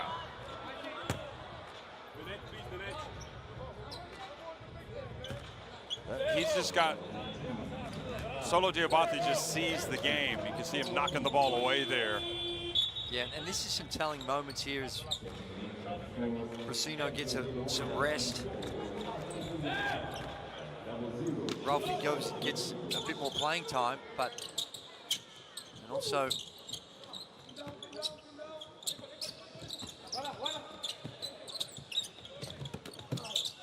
here's Gardner. Turns. And also with Miller out as well, the combination of those two out, just a different look that Quimsa is running with right now. won't be long, I don't think, before we see Miller. Luciani back in.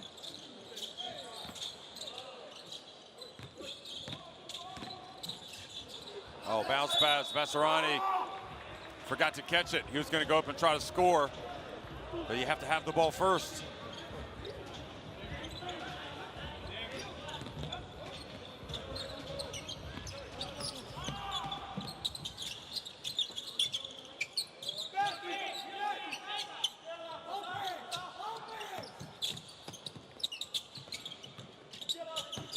Look at Diabate. Oh, nice play. Gaku and one. Abu Gaku is shouting and one as he was falling to the ground. Tabares with the foul. But it all starts with this guy. And he has the wherewithal to make the pass despite it being deflected sort of out of his hands.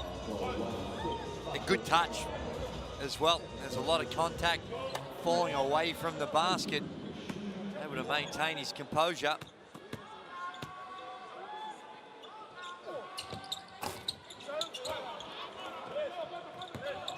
Oh, the road to ruin paved by missed free throws. My goodness. And turnovers.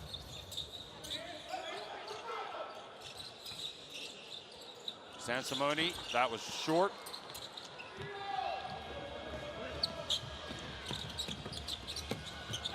Blumba goes up. Oh my. Did you see the angle that he hit that? Off the corner of the glass. Bodies flying all around all over the place. There's been more guys had to be picked up off the floor in this game than we've seen all tournament. Bouncing around, a lot of contact. Miller coming back in. And Brasino, as I mentioned, the two that I'm talking about. Brasino and Miller. Yeah. Let's see if this leads to an upturn in fortunes. Just had a different look and feel about it without them in the game.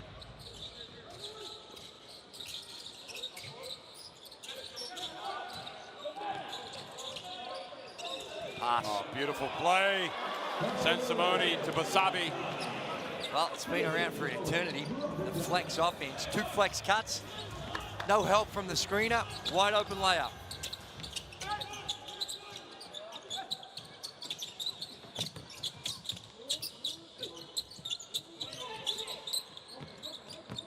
Domingos gets in the paint. Oh, an offensive foul.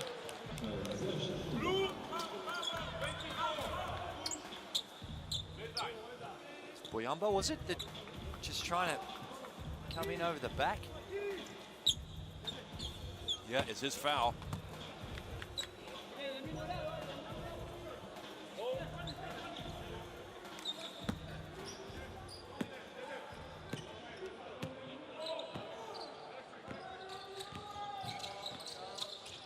They go back to the same play. Here's the first flex cut. Well, pass was almost there. Brasino.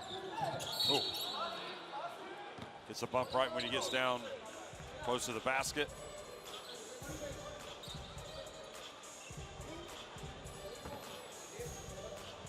Gardner with the reach in. Not too subtle about what he was trying to do.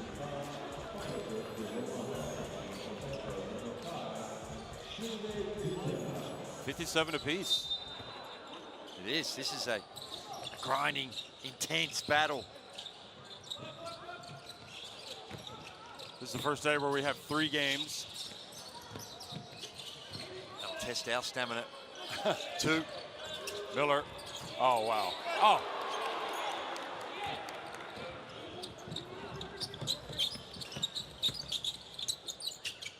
Coach was appealing for a foul there. Looked like he had a good look. 5.5 minutes remaining. Diabate just grazes the rim. Good effort. Good defense to get it back. That's where you have to watch Shilde Dundal. He is quick with the hands. Here goes Solo. Diabate. Gardner for 3. How about that? How many 6'10" left-handers You see they can hit a three like that. As par for the course in the modern game, you want your bigs to be able to stretch the floor. And he does that well. Here's Romano. How about that? Straight back at you.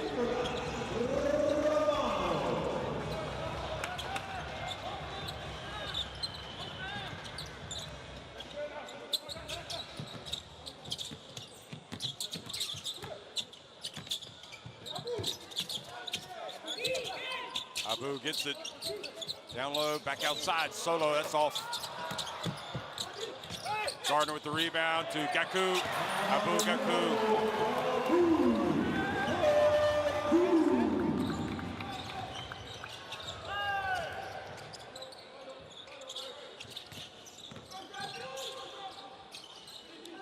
Miller tempted. Wisely passes to Sansimone, who gets blocked. Great play, Buamba. Here's Miller, back outside, Brasino. Oh, and a push by Basabi. Basabi wanted the flop. He went straight away. I think he knew he had some issues. And he checks out of the game.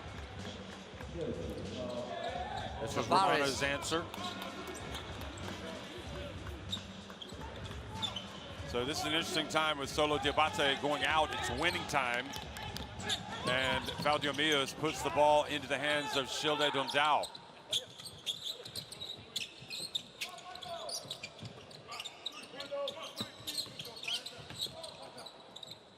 Gardner, another three attempt. Good effort by Buamba. Oh, Gardner might have gotten away with one, but the block. It's going to be a flop warning too on Brasino.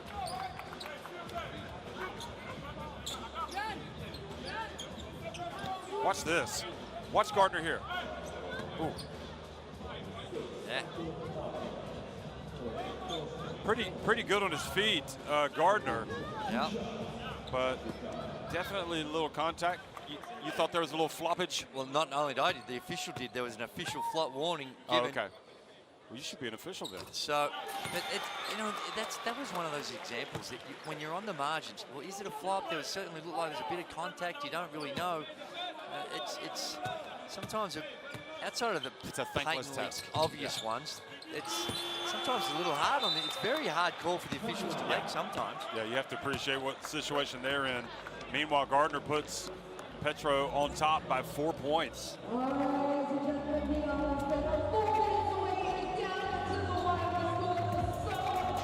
So 3:31 remaining, 64-60, the lead for Petro De Luanda. Cualquiera, Juanio, Chule, lo mismo, va a ser lo mismo, ¿está bien? Pato, del mismo del lado de Nico.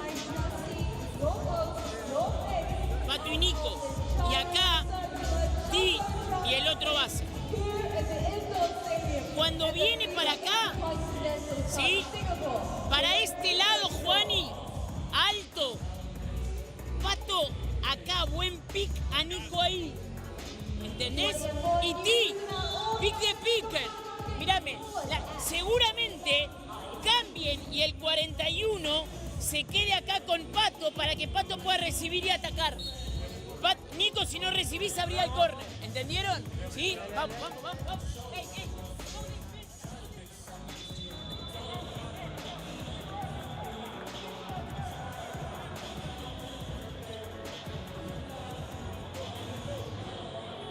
So basically with Petro, Solo Diabate has 13 points, 5 of 11. Abu Gaku leading the way with 18 points, but Patrick Gardner off the bench has 16 points. I mean, that is it for them for scoring primarily. Yeah, they've been their three main focal points on the offensive end. Cumberland Mismatch hasn't down played low. today. There is ball out of bounds. I don't even think Cumberland is here. Could be that he picked up an injury on day 2. Here is A real opportunity for Petro, up 3-13. Diabate back in the game. That surprised me when he went out, and I'm not surprised he's back in. They just look better organized when he's out on the court. Here goes Shelde Dondao. Back to Solo Diabate. That's off. Oh.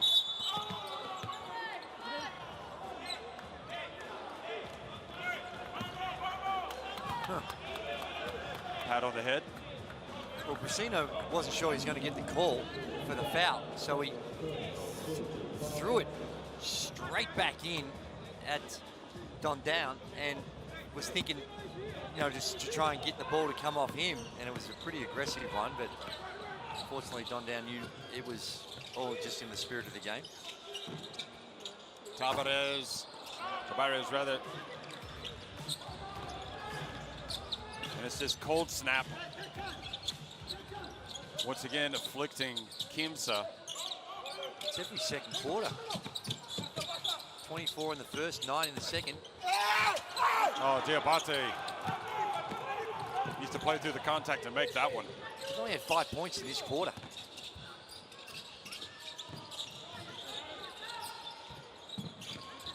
Romano for three.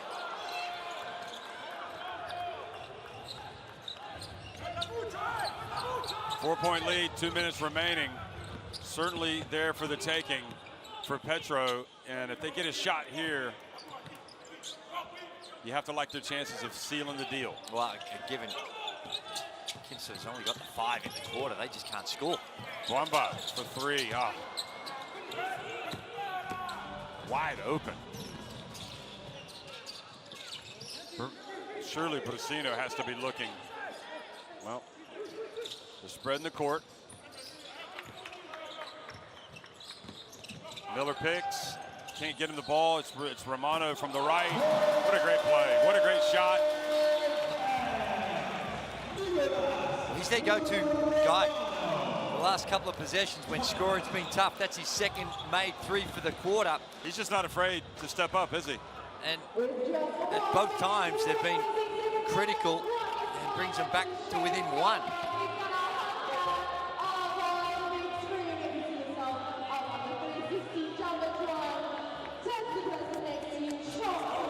Oh, what about the prospects of overtime? That could always happen. Wow. That's what this tournament deserves, doesn't it? Intense battle out there. First game of a 3-game slate. Fans on the edge of their seat. Commentators on the edge of their seat, just enjoying everything we see. Let's listen in to coach. Tú aquí, tú solo aquí. Queremos dos en este lado. A la hora siempre. Always the pick and roll. Always play the pick and roll. Tú in front of. Quiero the shooter, aquí, aquí. Always the front of. Pero el pick and roll aquí. Okay? Vamos, vamos. Marcar, marcar. Vamos, vamos. Marcar.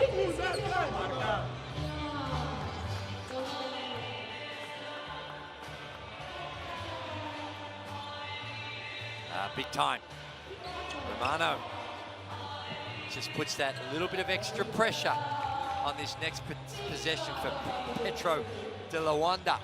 You know, with Romano and three-pointers, to me, that is not the first thing that comes to mind when I think about him, but he has been knocking down three-pointers. Oh, this tournament he has. He's 4 of 8 today. He hit one against the G League United. He had another one against Tasmania. Yeah. The Jackies. The Jack Jumpers. Well, across the tournament, he's 6 of 15 from the three-point line across the 3 games. And that was a high-pressure three. Now it comes down to defense. Uh-oh. Fouls, nice bounce pass coming out, and Coach Valdiomills is going to love the execution coming out of the timeout. And it's an and-one opportunity as well. Basabe with the clip on the head. Have a look. Yeah, it was there. And that is perfection. And again, the no-look pass from Faust. Patrick Gardner just is a real potent force offensively. He's been one of their better free throw shooters, 8 of 10 on the tournament. Yeah. But they violation. So it wouldn't have counted anyway. Well, if it had gone in, it would have. But because it missed and they would have counted it. Yeah, if it had gone in, they would have.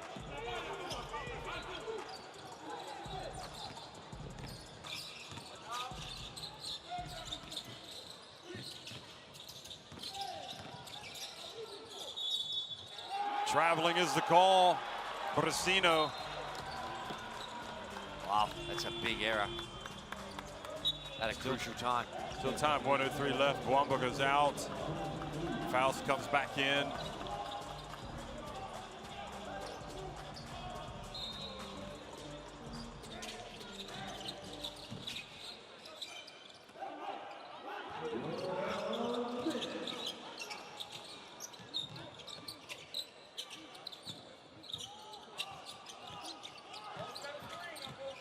Now they're going to take some time off the clock. And that is not good execution. Now the only problem I have with that, Gazy, is it seemed like he took it too early in the shot clock to move. The penetration come, and he was making that pass with still 7 seconds left on the shot clock. So he had a little bit more time to kill, and it opens up a small window of opportunity with that turnover. They've been good. They had 8 turnovers in the first quarter. Since then, they've only had 6. They're 14 in total.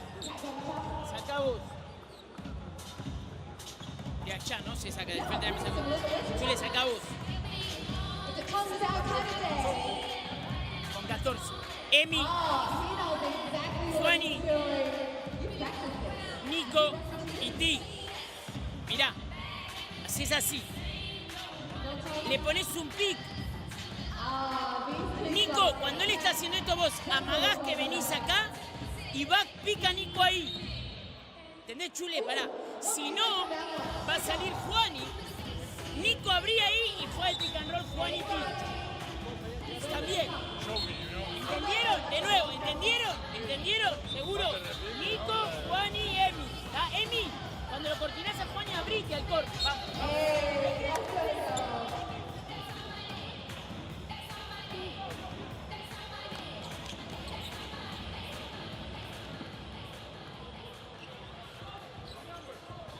Well, certainly overtime not out of the question, and there's nothing like free basketball that we would like to see. This is a time when, yeah, you'd like to get the 3 and you're drawing up a play for a 3, but a quick 2 is still helpful. Yeah, I guess they're not necessarily looking for a 3. Isn't it what's available? Yeah, best available right now. Oh, that's a good one. Oh, almost got the 3 play. And I bet you Miller is regretting the fact that he didn't just catch it and go straight up, because he probably would have scored that. That's a good foul. Make him go to the line and earn it. Oh, Word got him with the head fake. Miller, 3 of 4 on the tournament. Gets that one just to creep in. Front of the rim, just rolls in.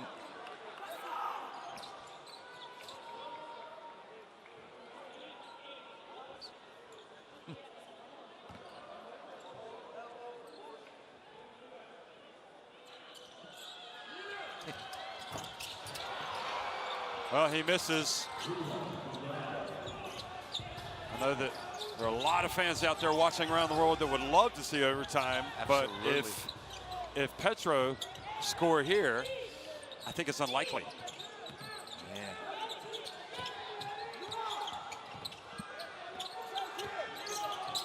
Oh, pulls up, and that's what you call closer. Solo Diabate taking matters into his own hands. Yeah, ISO ball out the top. Up 2. Knocks it down and makes the equation difficult now for Quimsa. They call a timeout so they can advance the ball. They need a quick bucket. And then they're going to play the foul game and hope Petro De Luanda miss, which they have done a lot of from the free throw line.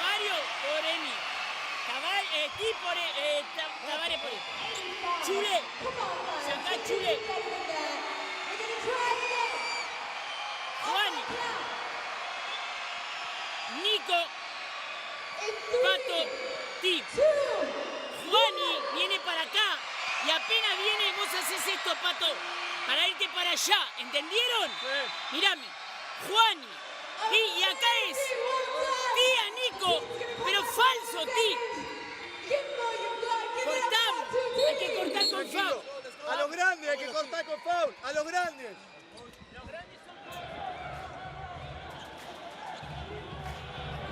Solo Diabate pulls up. Hand in the face. Doesn't matter. Yeah. He just took matters into his own hands, didn't he? Watch him. 1-4 flat. Bad attempt to challenge the shot from Romano.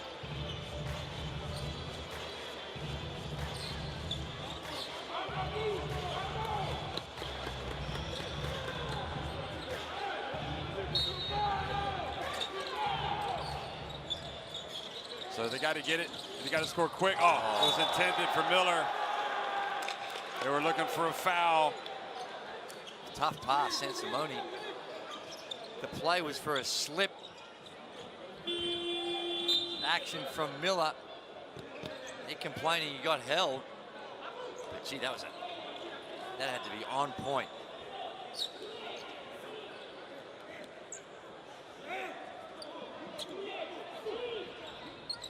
Well, this is taking quite a while to organize this last. Could they possibly be checking now? To see, they're not reviewing anything.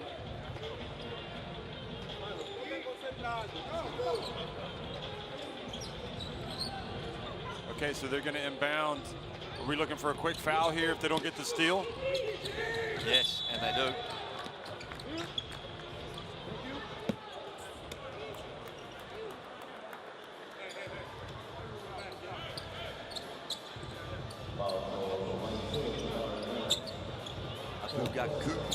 I think this loss will sting a lot for Quimsa if they do indeed lose. Yeah.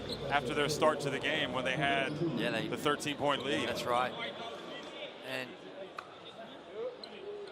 Abukaku, they found the right guy. He's 50%, 4 of 8. Abukaku? Yeah, on the tournament. He says, cop that. Apparently not. Cop that. Now the lead is 5.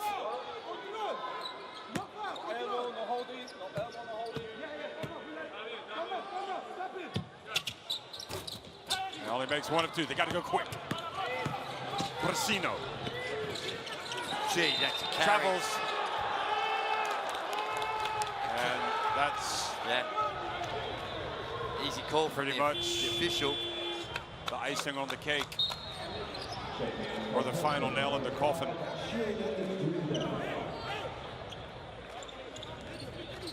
Shilde Dundal is going to inbound it.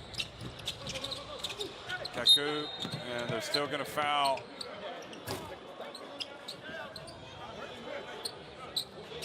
Yeah, this one's in the book now. 4.9 seconds remaining. So a disappointment for Quimsa. They've come a long way to take part in the FIBA Intercontinental Cup, and they're going to drop to 0-3. And for Petro De Luanda, we saw how desperately disappointed they were after falling against Al Riyadi. And less than 24 hours later, in fact, less than 18 hours later, less than 16 hours later, here they are getting that disappointment out of their system.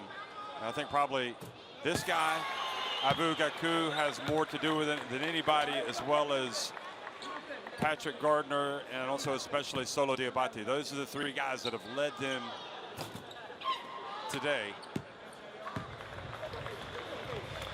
So the final, Romano wanted to get another 3.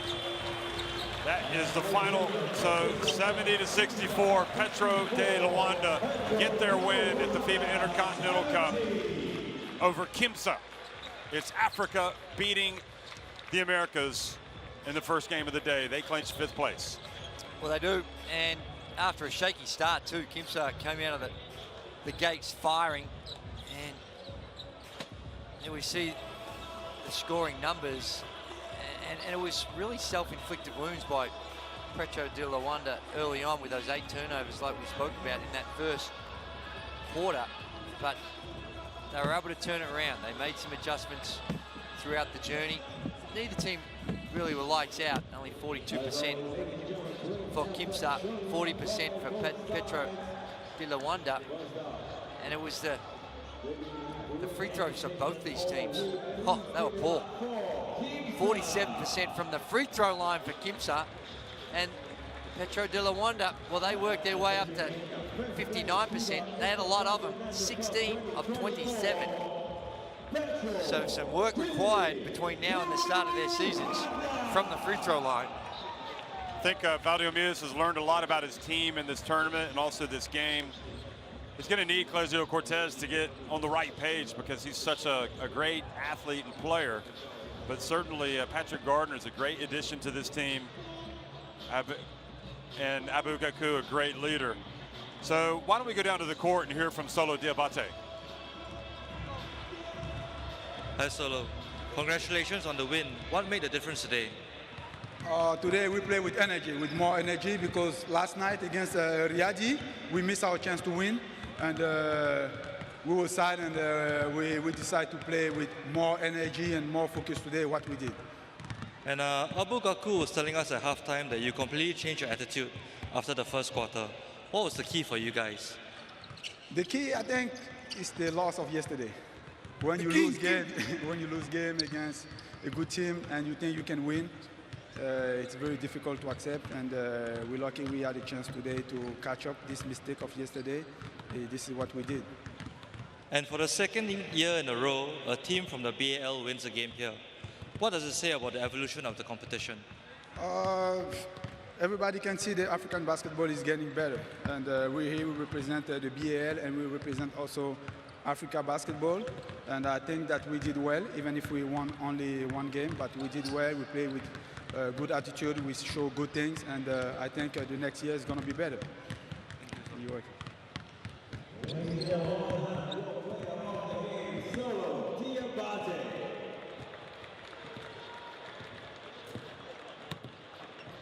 Spoken like a true veteran, Solo Diabate. It was interesting to see Clésio Cortez come up playfully and pat him on the shoulder, but at the end of the day, you don't want to leave a tournament on the back of a win, and I think Petro did show, other than today's first quarter, they weren't punished today for that first quarter, but I think partially because of who they were playing, but you know, they've got to really concentrate and be ready to go for 40 minutes.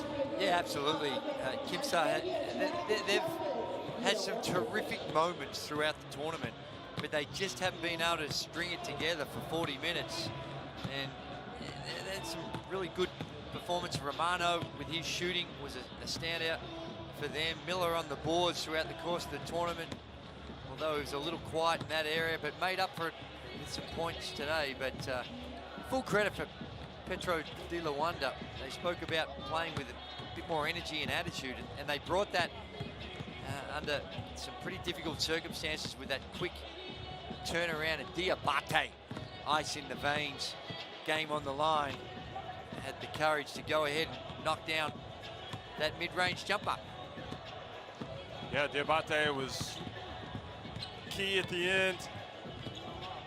The insertion of Patrick Gardner was crucial, and it was, I think, Abu Gaku, whose mentality from the very beginning of the game really kind of got them, kind of set the tone. So we have 2 more games coming up today.